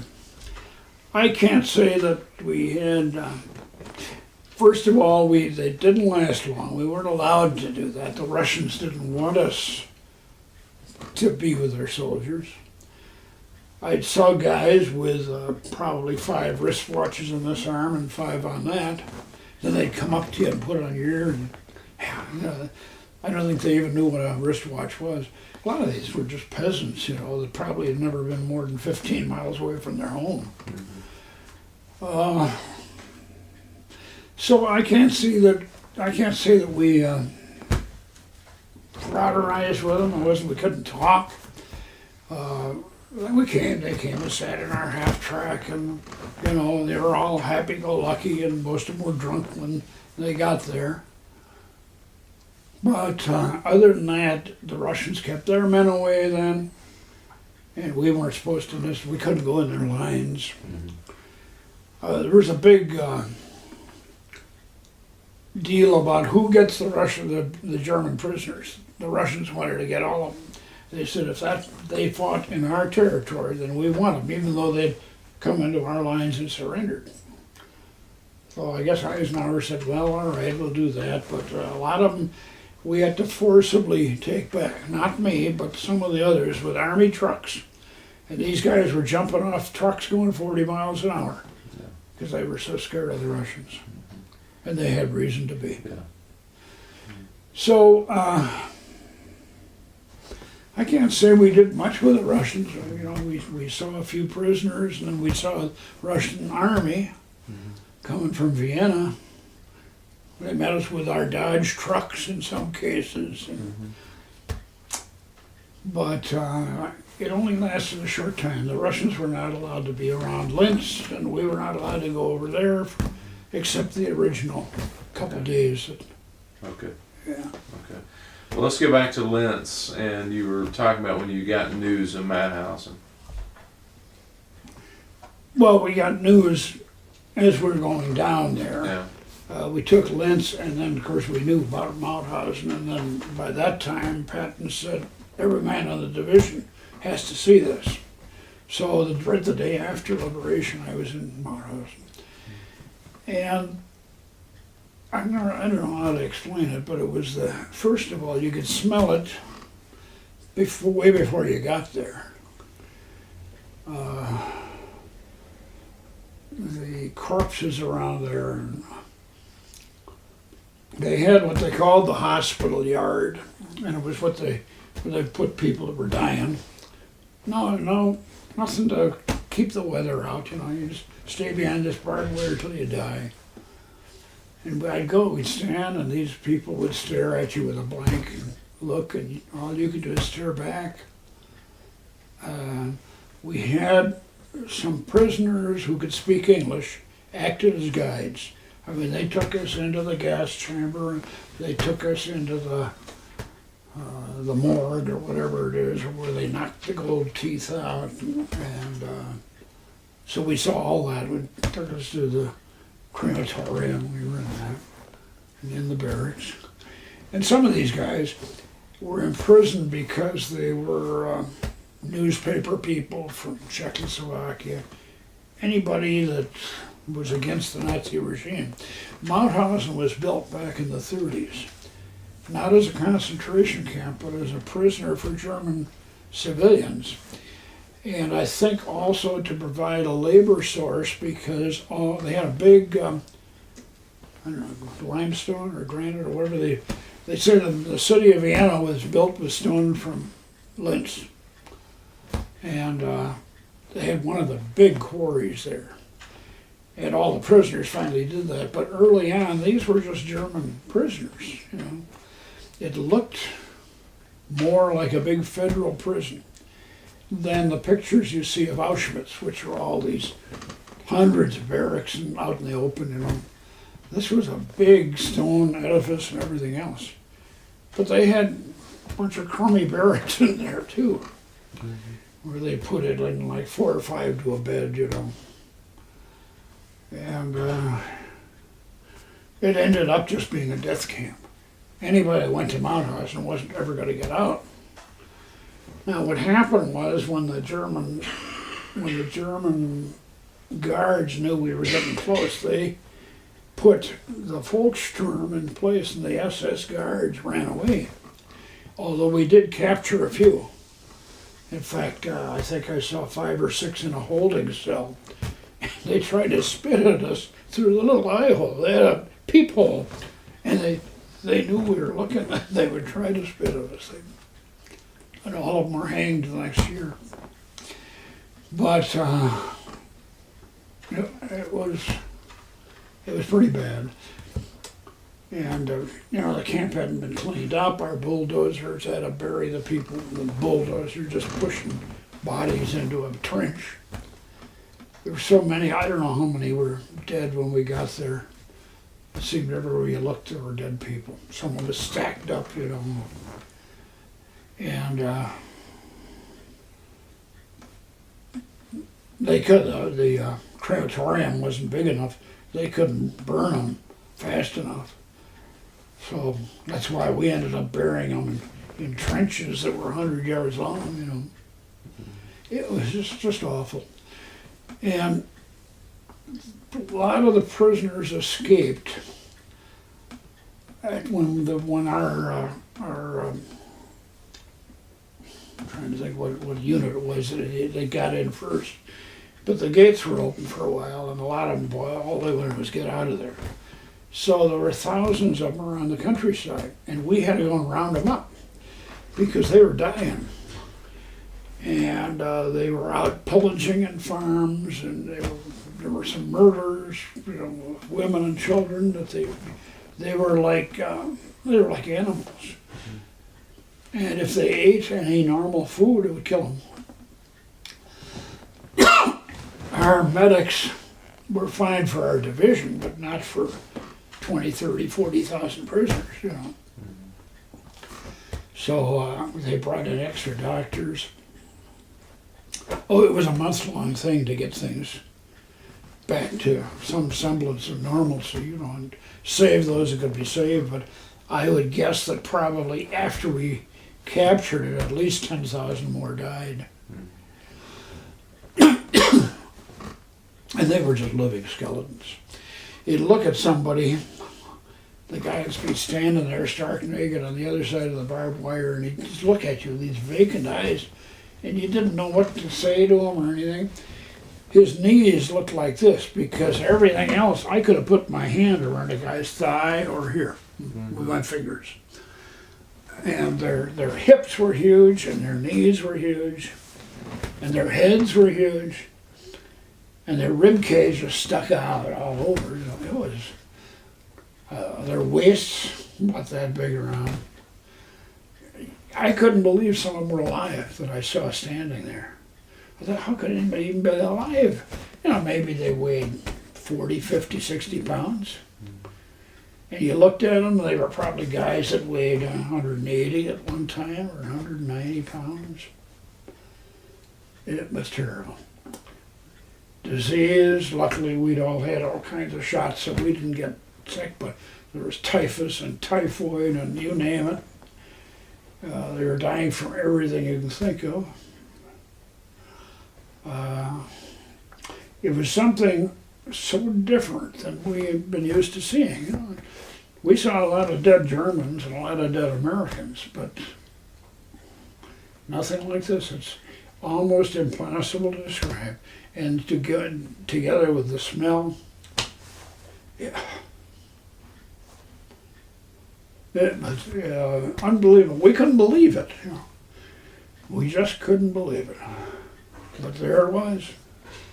I think I know the answer to this, but why do you think Patton sent the division down there, wanted everyone in the division to see it? What they wanted us to see what they were doing. He said, nobody, unless they see it, they're not going to believe it.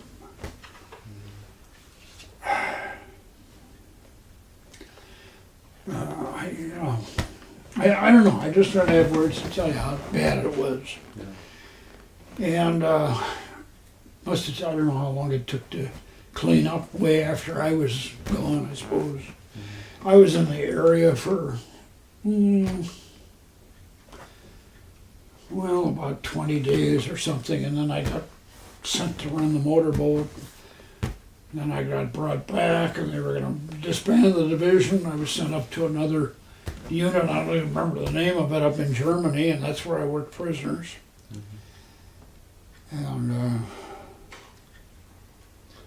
Yeah, at Madhausen, did you get a chance to talk to any of the, besides this tour guide that you had? oh, Did you- sure.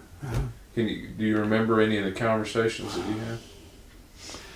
No, except they were telling us and showing us what happened and telling us how it happened and what happened. I guess we were just numbed after seeing it all. But we got a tour of every different part of it. They had like coroner's tables with a drain where they put the bodies after they were gassed or after they died. And they, had to get the gold out of their teeth first.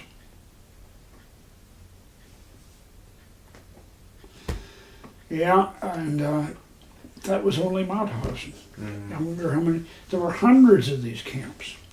And on our tour last year, we saw the sub-camps that I had never been in, and one of which was called Gusen. It was inside of a mountain. And that's where the guy that wrote this book, Jacob? Mike Jacobs, he worked in there making Messerschmitt parts. You hadn't read his book yet, had you? I have not read it, Yeah. no. But he goes into detail what he was doing. And that's why he survived. They needed him. Because all the labor were, most of them were concentration camp prisoners, but they were others that weren't necessarily in a concentration camp, but they were brought in from every country in Central Europe. Holland, they were all in there just to work. And a lot of them on munitions. And because the Germans didn't have enough manpower left to run these factories. And some of these prisoners were machinists, and they could do a lot of these things.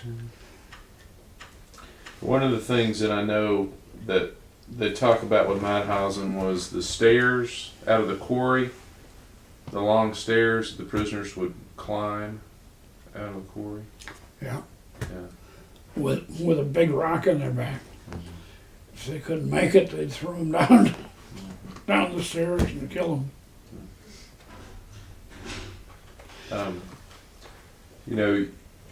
You talked about it being different, like you saw other death, but it hadn't prepared you for what you saw when you got to the camp. Did it change how you thought about the enemy or how you thought about the war, what you were doing? Well, I'm sure it did. Yeah. I mean, we knew the Nazis were bad. I make a big distinction between the average German soldier and the SS and the Nazis who perpetrated this. The average German soldier didn't know what was going on in these camps. And not all the SS, what they call the Waffen-SS, they were the fighting men. They weren't all that bad, but there were enough bad ones in it. Yeah.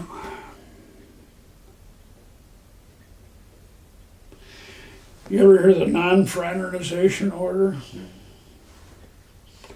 We were told we weren't supposed to speak to any civilians after the war. Well, that was stupid because, number one, there were a lot of good-looking girls in Austria, and there were a lot of kids. Little kids, and chewing gum, oranges. In fact, during the war, we'd go through a town, whole damn town's on fire. I remember Easter Sunday, it was on fire, and the whole family is standing there just looking with a blank look as we're going through. But for some reason, I had some oranges, and I threw one to a kid, and he caught it, and he looked. I don't know if he'd ever seen an orange. I said, Apfelsinen, and his parents knew what it was. But the children suffered a lot. Not so much in the country, because again, they could grow some stuff. They weren't starving. But the kids in the cities, you know, there was no gas, they couldn't get coal to them. Drinking water, you know, and people were sick. Our Army medics had a tremendous job at the end of the war. And it was lucky. The one lucky thing is when now it was summer. Think if it had been 0 out or something. I mean, it would have been, people kept dying all that summer of starvation because there was no way our ships could bring enough food to feed 20, 30, 40 million people. And it's just running with people. We had to be on roadblocks a good month after the war was over, stopping people because we couldn't let anybody in our lines. We had to see their Ausweis, their papers, want to know who they were and why they were coming there. It was a very terrible period. Now, at least we ate. We didn't eat very well most of the time, but at least we had food in the Army. But the Hungarian Army, I mean, hundreds of thousands of them, with no kitchens, no food, and no infrastructure at all. I mean, everything had evaporated. So they would wait at the end of our chow lines. And you couldn't scrape your mess kit into the garbage. Oh, no, they'd come with a can. Put it in here. And we just didn't have enough to feed them all. Or that or cigarettes, because cigarettes they could trade for anything. Cigarettes probably were more for money than anything else. A pack of cigarettes to a person was worth an awful lot because they could get food with it.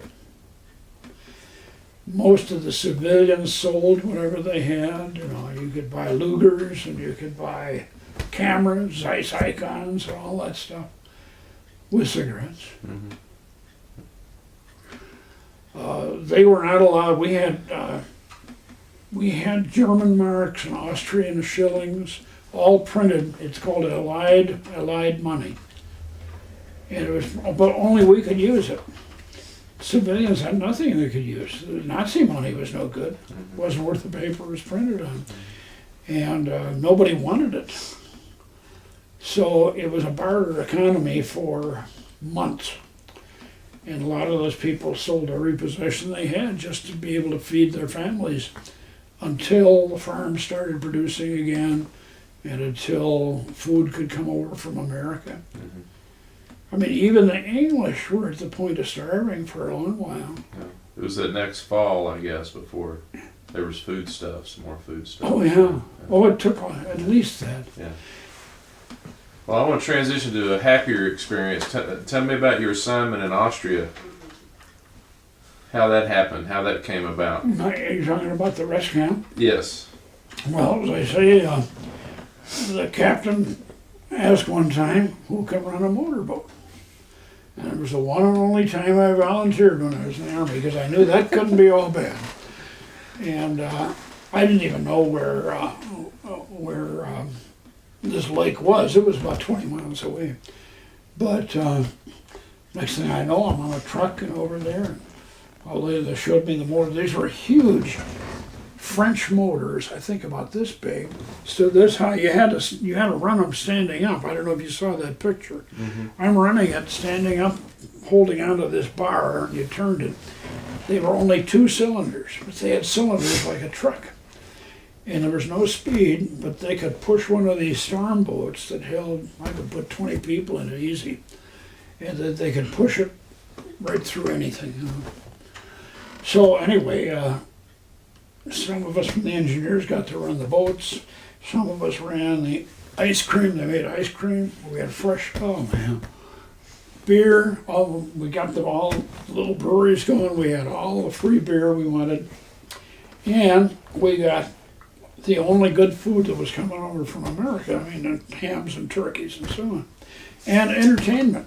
The Struntbad, the pavilion was built out over the water, and It was like a big dining room, but also a stage. And Europe has a tradition of little circuses that go around. So these people would come, maybe be a circus of 5, 6, 7 people. They'd have some trained dogs, and they'd maybe have a gymnast, and maybe even a singer and so on. But they would come every night. We'd have a different one of those. And I didn't want to go home. That was a University of Wisconsin frat party. Yeah, well, Yeah. there weren't any. I wasn't going with it. I don't know. But anyway, we did have good food there, butter, milk, anything you wanted. You know, they did it just for the rest camps. But being part of the staff, I got the same things all the other guys got, coming in only for a couple days. And my buddy and I, the fellow that's in that first picture, he was my assistant gunner, and he went to Cornell University, and I got to know him real well up in ASTP at Santa Clara.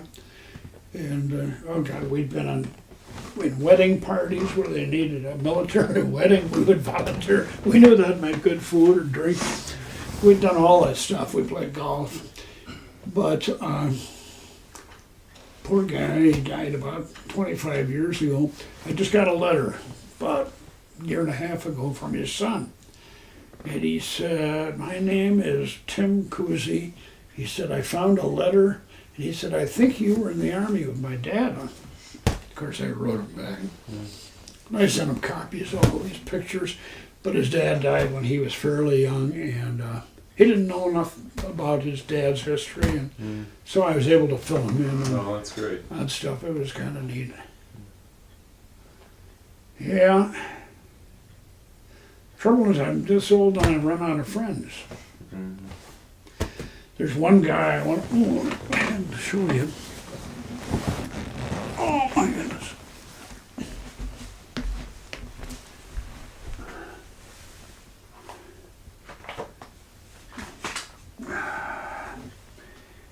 We had a very active division, and I wanted to show you this magazine that they put out for our final reunion. If I can just get to my cabinet here.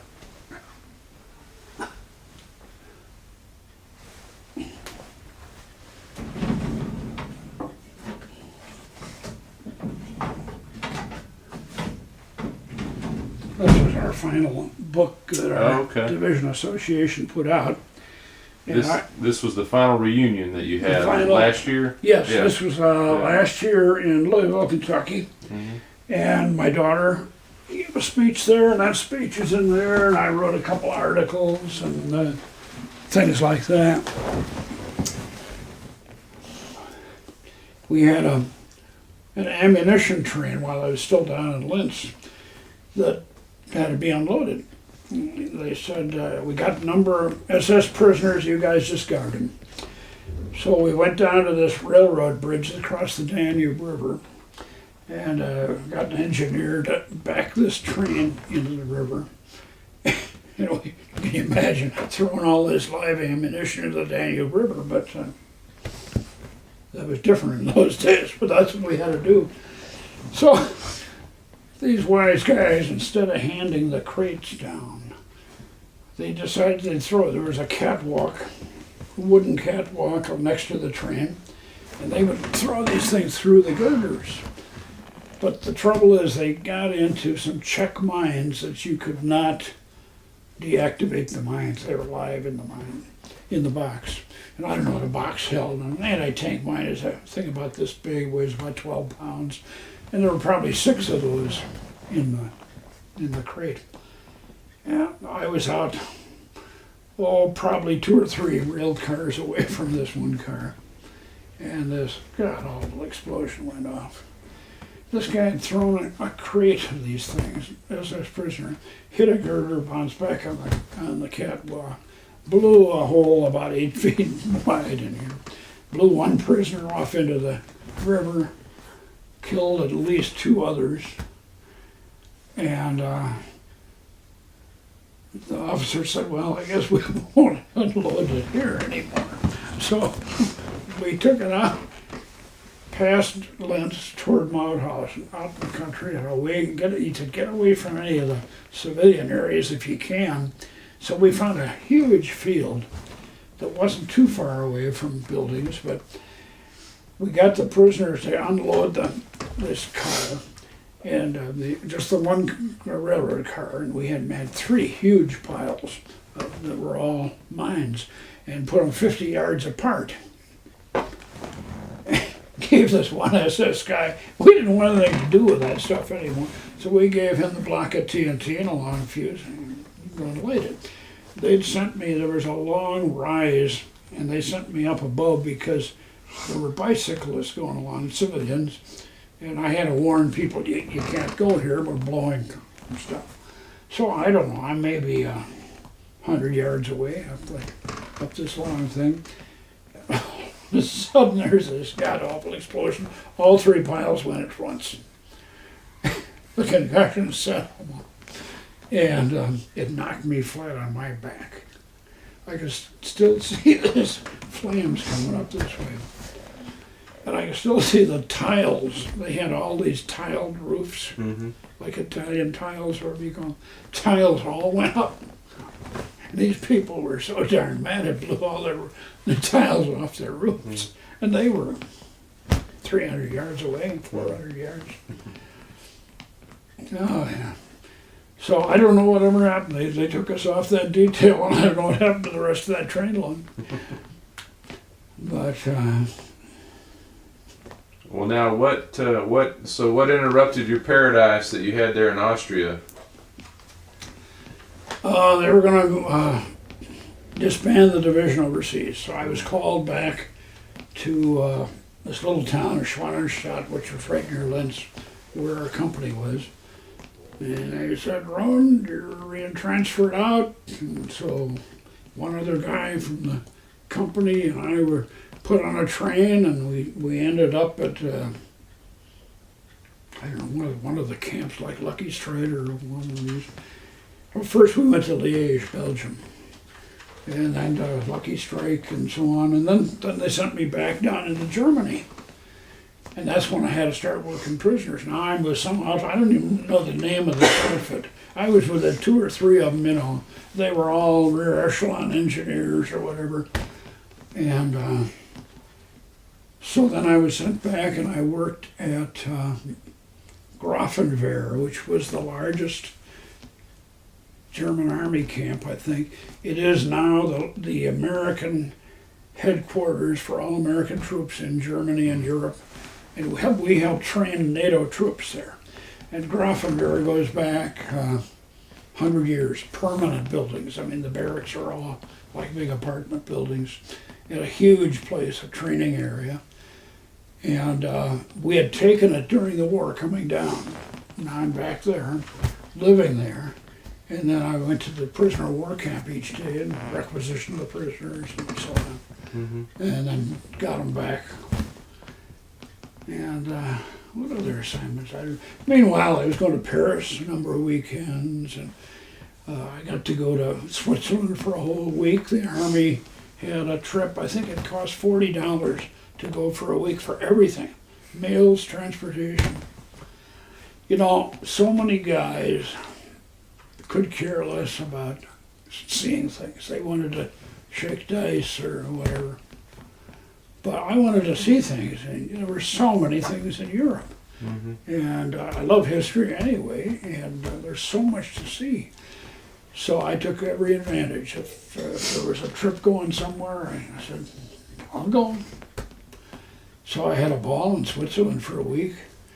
I mean, all of our food, all of our entertainment, cable car rides, see the Jungfrau and all this stuff. They even arranged dances with local girls for us. And got another trip up to Luxembourg City for 3 days. But I liked going to Paris, that was fun. We could go on any railroad in the country, in Germany, Austria, whatever, because we controlled all the railroads. And all you needed was a valid pass.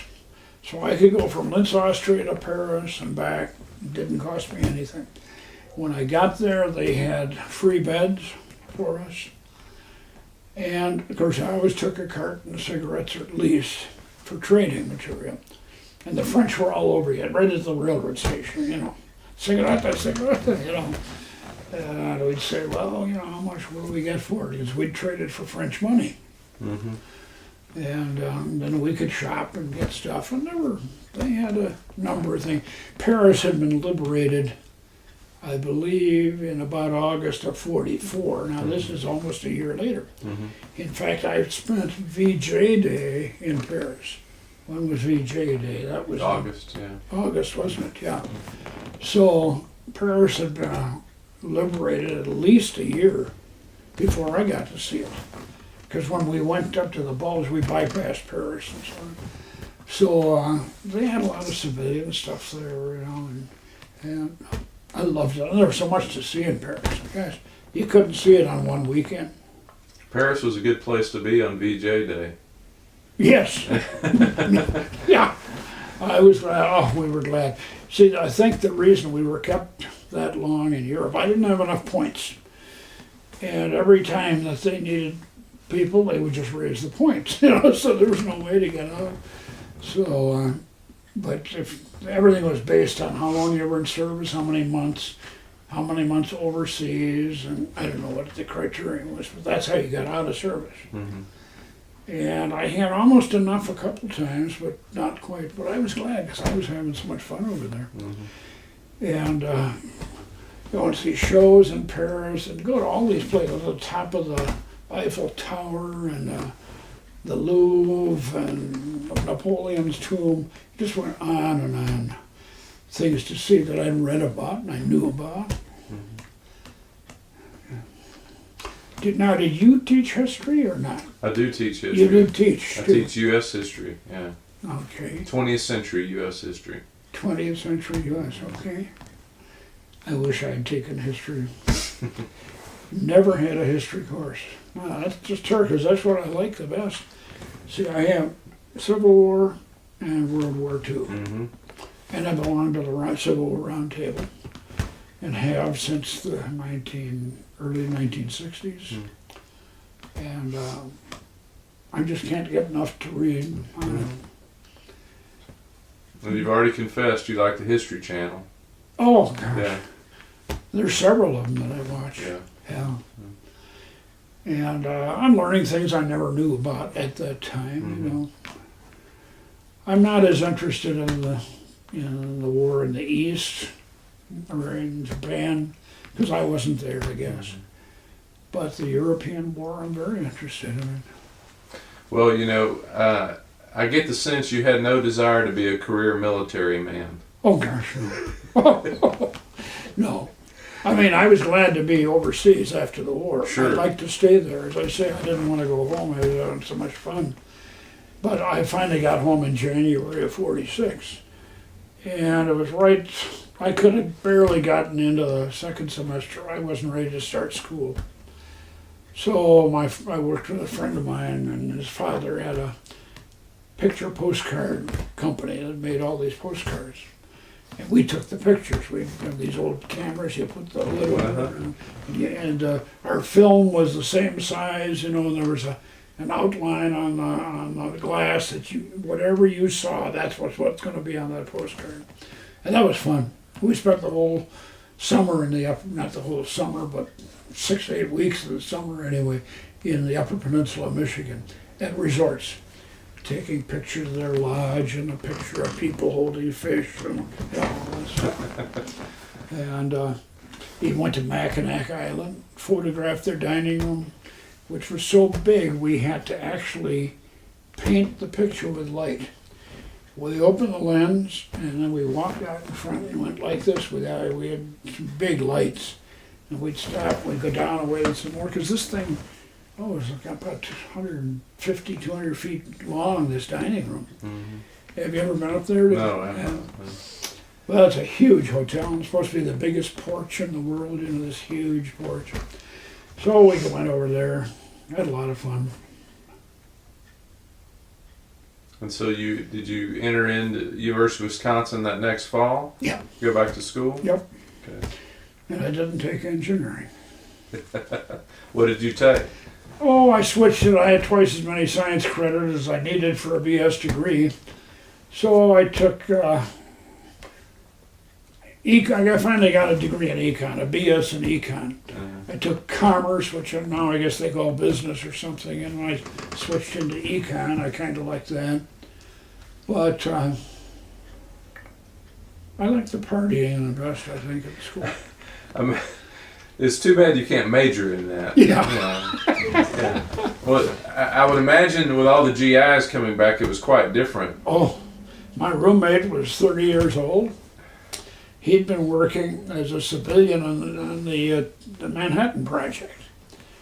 And he couldn't even then tell me much about it, even though the bomb was going along and exploded. But that's what he was working on. But he was 30 and back in school because he hadn't got to finish his degree. It was kind of diverse. We had one group of like incoming freshmen and so on, and then we had a lot of guys that had been through 4 years of service, so they were older, but it didn't make any difference. And the school was probably, I know it was at least twice, but not 3 times as large. I think when I was there, we were early, it was maybe 12 to 13, 14,000 at the most in 41 I started. But when I went back, they couldn't build buildings fast enough. Most of my classes were in Quonset huts until they could build new buildings. Yeah. Because I think we jumped up to 50,000 or better. I don't even know what it is today. Just like University of Texas, it's huge. But we've got a nice campus there right along. It's all lakes. I don't know if you've ever seen a topography. I've got a good friend that works there. It's beautiful. Yeah, it really is. Well, there are 5 lakes. There are 2 principal lakes. And the city with the capital is built on a narrow isthmus, whatever you call it, between the 2 big lakes. And then the campus goes all along the lake shore. My fraternity house, all the fraternities had piers. We had ice boats and we had sailboats. And, it was a great place. But eventually, they told you had to leave. Yeah, they made me leave. I didn't want to. You know, I started in 41 and I graduated in 49. So I tell everybody I went to college for 8 years. But I know when you graduated, you stayed there in Wisconsin. So what did you make your career in? I know it probably wasn't a direct path, but... I went to work for a subsidiary of GE, which is Hot Point. For their, we were a distributor and we had dealers all around Wisconsin and upper Michigan. And I worked for them. I was sales promotion manager for a while. And later I went to work for Dictaphone, selling those. And then after that I went into business with my brother-in-law and another friend. And we were headhunters. Okay. Recruiters. I did the sales management recruiting. And so we had our own business, and it was just a small thing. Well, I'd like to ask about, you talked a little bit about reunions, going back for unit reunions. You told me a story about the first one you went back to, but I'd like to have that on recording, what that experience was like for you. Well, the first one was in Chicago, and of course, which is real near, so I could drive right down there, but I just didn't know anybody. You know, you get in our division was, I don't know, 13, 14,000, maybe 15 with added units. And the only ones you know are right in your own company. And then you don't know everybody in the company, that's 150 people. You know, with the guys you live and work with every day. So none of those fellows in my squad or in my platoon that I knew of, maybe they were there, but it was we had huge conventions for a while. And I said, I didn't want to do that. And yet I kept all the newsletters that kept coming and various things like that. And then finally I decided, well, this is the final, I better go to that one. Plus the fact we had just been in Europe on our battle tour. And now a lot of the people that were on this tour, like Ted Hartman and his daughter were on it, and they all came back to Louisville. So it was kind of fun seeing them. But we had 400 people at the final reunion, and I think they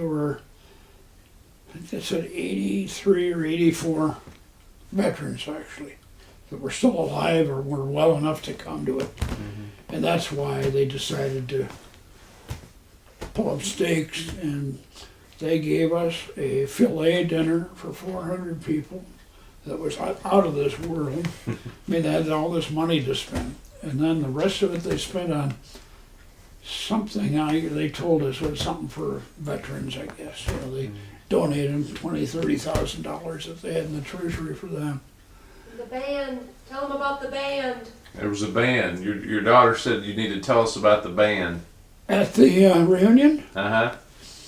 they had a band that was just like the big band days, the swing era. Uh-huh. They played all that same music. And these were kind of old gaffers. How old were they, honey?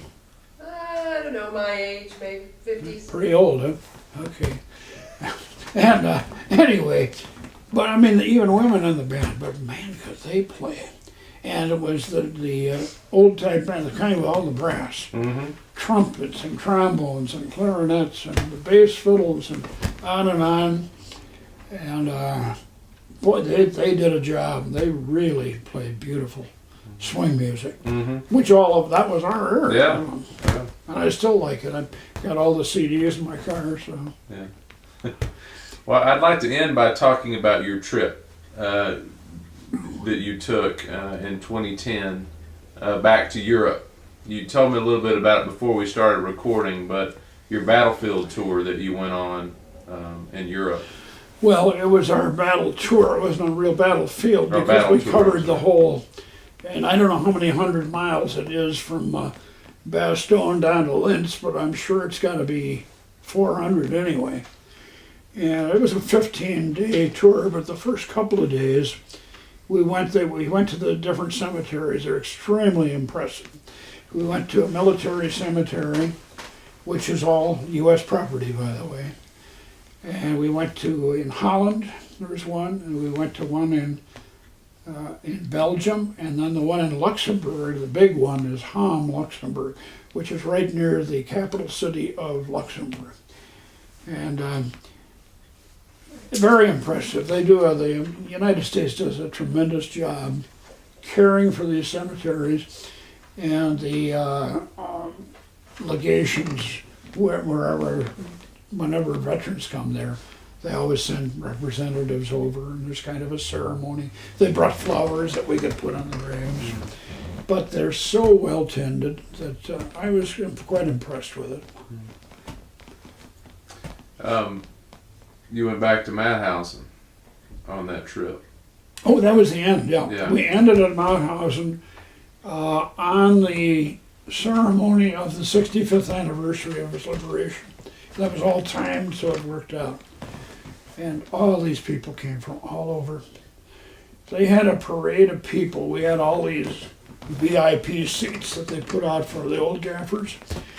And these parade of people came with their flags and huge wreaths of flowers to put on, I don't even know what it was, some kind of memorial. And it lasted for several hours at least. And delegations came from all over the world. Some there were only 4 or 5 people, others there were 20, 30 people. It was very impressive. And all of them had their nationals as prisoners, even China, which surprised me. But it was very impressive, and we had our, as I say, our own ceremonies there. Met an awful lot of people, just so many people. And I've got people I still want to see. This one guy that's in my magazine that I gave you, wherever that is. His picture's in it. He was one of the prisoners at Mauthausen. And my impression is he was not Jewish. I know he's Polish, but he was caught in the underground, or whatever it was. He was out there hunting Nazis in the woods or something. They caught him, and they stuck him down there. And he lives somewhere in Dallas, and we met him we had a dinner cruise on the Ohio River one night, one of the nights, this thing went on for a whole week. We only went for about 3 days. And so we had a great dinner on that. We had a great ceremony down at the, where the gold is stored. Fort Knox. Fort Knox, you're right. Mm-hmm. At Fort Knox, that's Patton Museum is there. Mm-hmm. And a wonderful museum I've been to a number of times. And we have a memorial to every armored division. Mm-hmm. There's a memorial. And then they retired our colors of the 11th Armored Division, and they're permanently in the Patton Museum. So they had a nice ceremony, Army band there for us, and it was well done. It was well done. I'd like to end at Madhausen. You mentioned before we started recording about a gentleman that came up to you to thank you there at the ceremony. Do you mind telling that story for me? Yeah. He came up to me, and I knew he was an American. He was dressed in a suit and the way he talked. But I'd never seen him before, and he came up and just, all he said was, "Thank you for saving my wife." And I thought, what wife did I save? You know, it didn't register at first. And then later I found out he was the husband of one of the babies born in Mauthausen. And the three of them got together. The one guy happens to be a professor at the University of Wisconsin. He started one of their medical programs there. But he and his mother were still alive, and he was born either, I think, on an open coal car coming down. All three babies were born within about an 8-day period. And the reason they survived, the guards were now leaving. None of the guards wanted to get caught. So here are these babies, how the mothers could keep them alive. Now, sure, it was May, but it wasn't that warm. And, you know, whatever rags they had to wrap them in, I don't know, but with nothing else in the world. And these three babies survived, and they all became honorary members of our division association. But they didn't know each other. And I knew about the one woman because she lived in Britain and she was in one of our publications, so I knew about her. I knew about Mike because Mike had given a speech at one of the conventions that I didn't go to, and so I knew a little about him, and that's why I made contact with him. But then there were two others. So the reason they got together, the son of one of these people is a film producer or something in New York City, and he decided that his father should know what his roots were, and now that they were going to be going to this, that he should get together with the others. So he made the arrangements. And they never met each other until, I think, the morning of our banquet or the morning before that, in Linz. They stayed at the same hotel, and we talked with each other for about 3 hours. Wow. And anyway, they were just great people, but I got to know this guy, so I went to see him last year on Madison. I drove out with my sister, and we went to lunch. And he, you know, having nothing, and they went to Israel, didn't like it there. They finally were able to get a visa or whatever they needed to go to the United States. Came to Chicago. The mother started, I believe, a jewelry business. He worked for his mother. He put himself through school, got his medical degree, I forgot where, at Northwestern or something. Went to a number of different schools, Michigan, Northwestern. Ended up as a professor of what, honey? Emergency medicine. Yeah. Emergency medicine. In Madison. Yeah. So I called him and made arrangements to go and see him because we didn't have enough time to talk to all these people. There were so many people that you met, and there just wasn't enough time. So I was glad to see him again. Now this other guy, this Polish fellow that was in the underground, I've got to call him. I want to take Christian down with me. And I had a brief time to talk to him on the riverboat. Mm-hmm. But that night at the banquet, it was just jammed with people, you know. And there was so much to talk about and everything that it wasn't enough time and so many people to meet. But it was great, and Christian liked it. Well, you've been real generous with your time. I know we've taken a lot of your time this afternoon, but is there something that you should have had a chance to talk about that you didn't get a chance to talk about? I don't know, God, I've been doing so much talking here. Dad, I have a favorite story. I don't, and you might have told him, but would you just tell him about the children? I think it was in Linz, and the little girl that you. Oh, no, that was up in Germany, honey. Okay, well, will you tell that story? At the apartment I lived in, yeah. When I was working prisoners up there, we lived in apartments. And I always liked those little kids, they come around, I always had candy from home or from someplace. And they knew it, and boy, that's all you needed, was chewing gum or candy, you know, kids came. Well, they would come in the mornings, they'd come in, and they just loved to talk, and some of them could speak English, others could not. And I think I had up to 8 or 10 kids in the apartment some mornings. And they were kids all the way from maybe 2 years old to 8 or 9 years old. And I had one little girl, and she'd always come and sit on my lap. She's a cute little girl, she didn't smile, you know. She couldn't speak English. She couldn't speak much German either, but she was no more than 2. And her hair was so dirty, and that bothered me. So I told the older guy, I said, we're going to wash her hair. So I had some hand soap. I didn't have shampoo, but hand soap. So the kids helped me, and we got her bent over the wash pool and washed her hair. All she did was smile. But she was so cute. And the kids everywhere were so cute. You know, the kids had nothing. They weren't all starving. But there were kids that didn't have toys and didn't have fathers. An awful lot of them were minus fathers because, you know, the German army was wiped out in Russia. Most of them had a mother somewhere. And they were happy little kids, but they didn't have anything. They didn't have toys to play with. And I just felt sorry for kids like that. Mm-hmm. And they were anxious to talk and try to learn some English words. And so I had them teaching me German and I would teach them English. Oh, yeah. That was fun.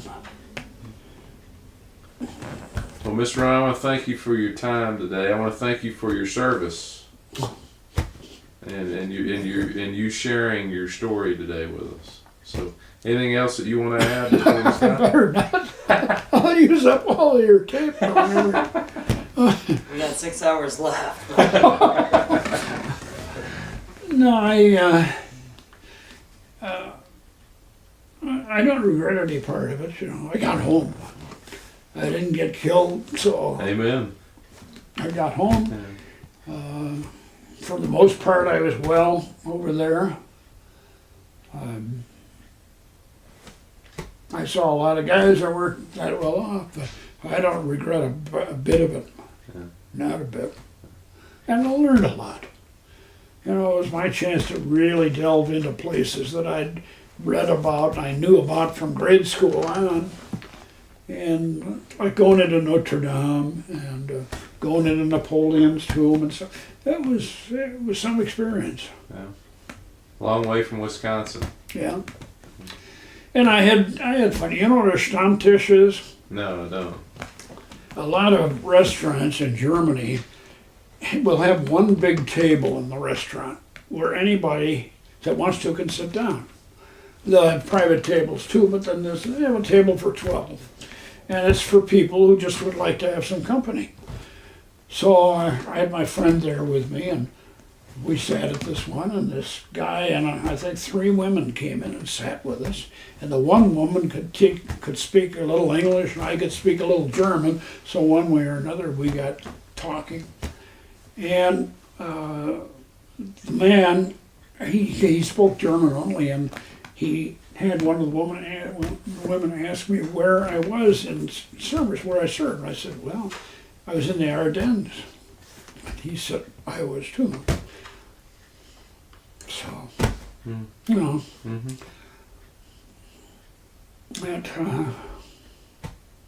it was fun. I learned a lot over there.